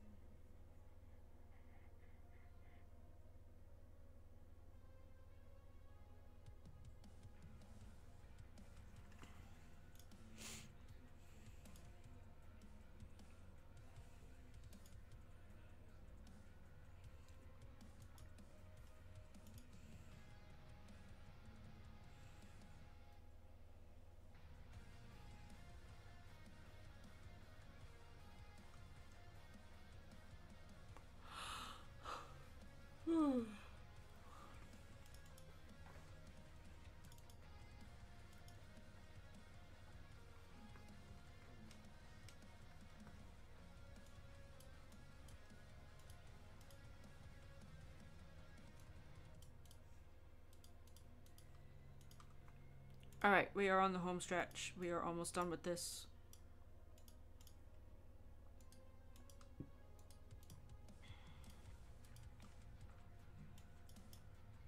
Oh, come on.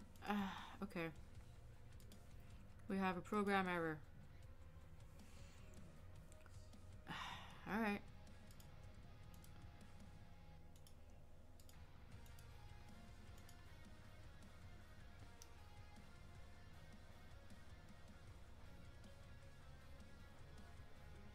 Oh no, I started a howl. You yawned. I yawned. Your roommate yawned, and now you've yawned. I started a howl.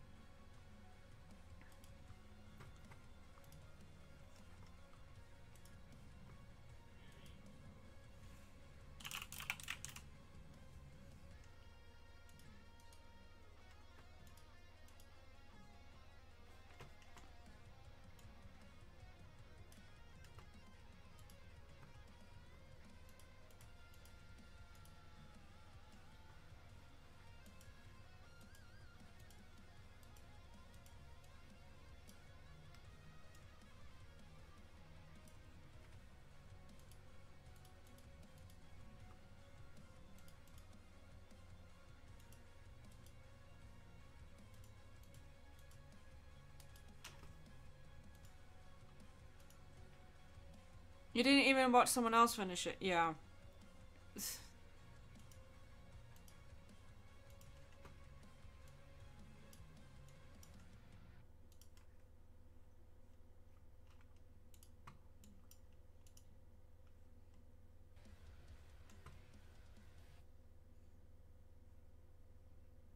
Well then.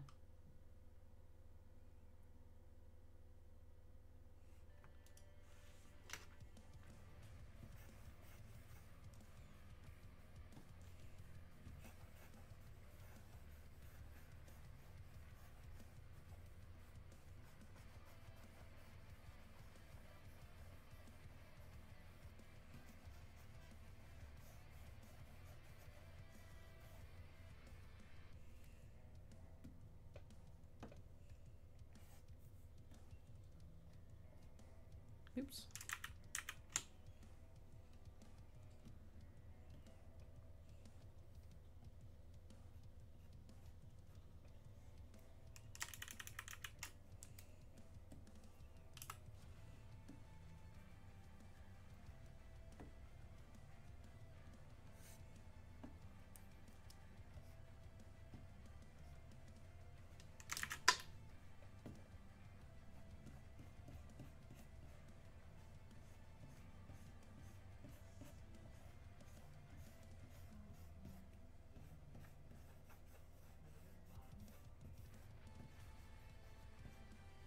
Oh no, there's a delay with the stuff I'm doing in Photoshop. That's annoying.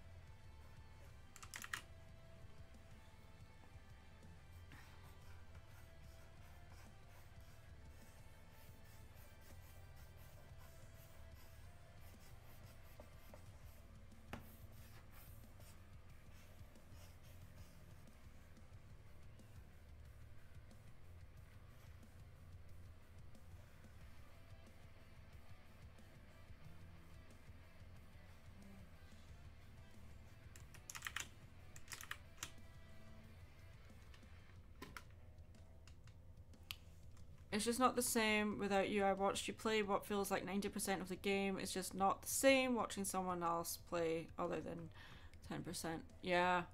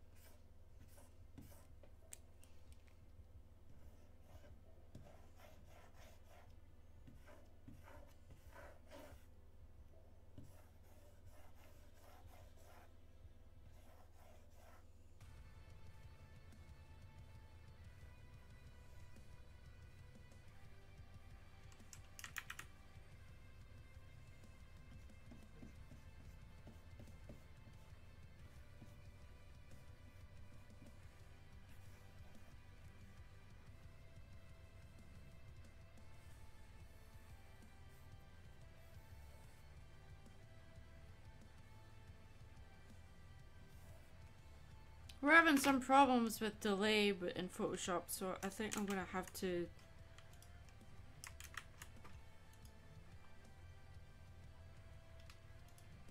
close the program and restart it. That's gonna be annoying.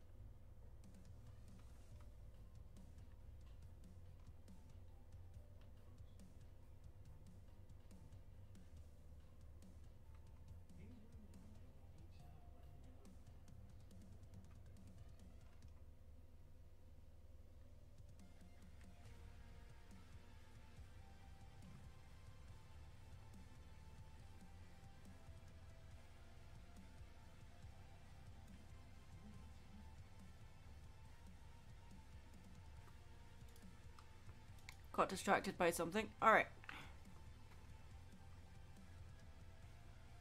Cook is my husband, not friend.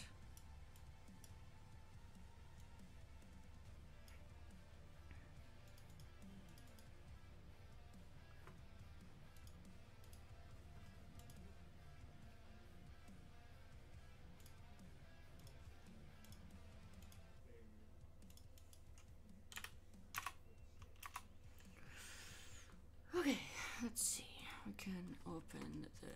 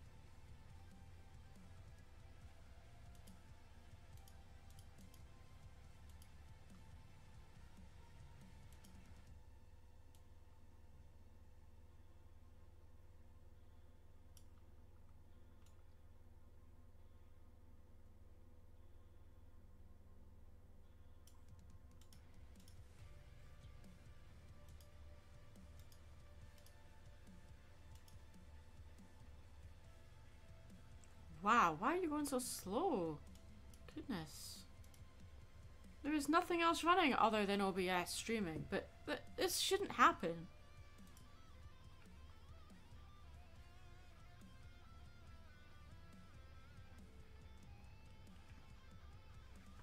Ah, okay.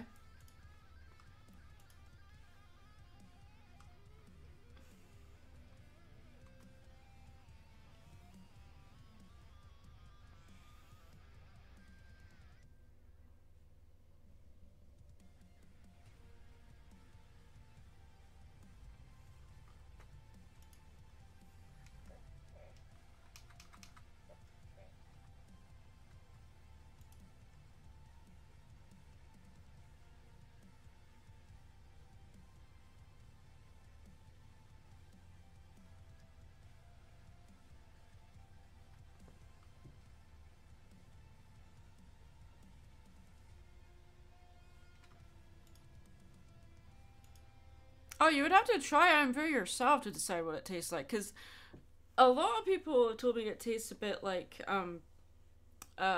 cream soda.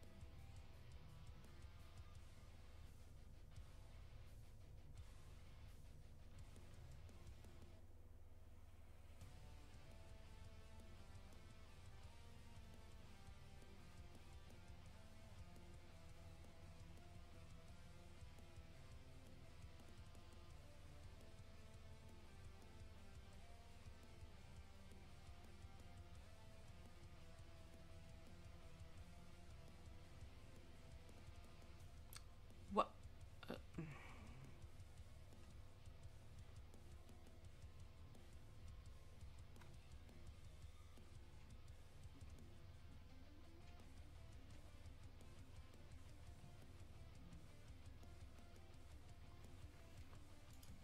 Okay.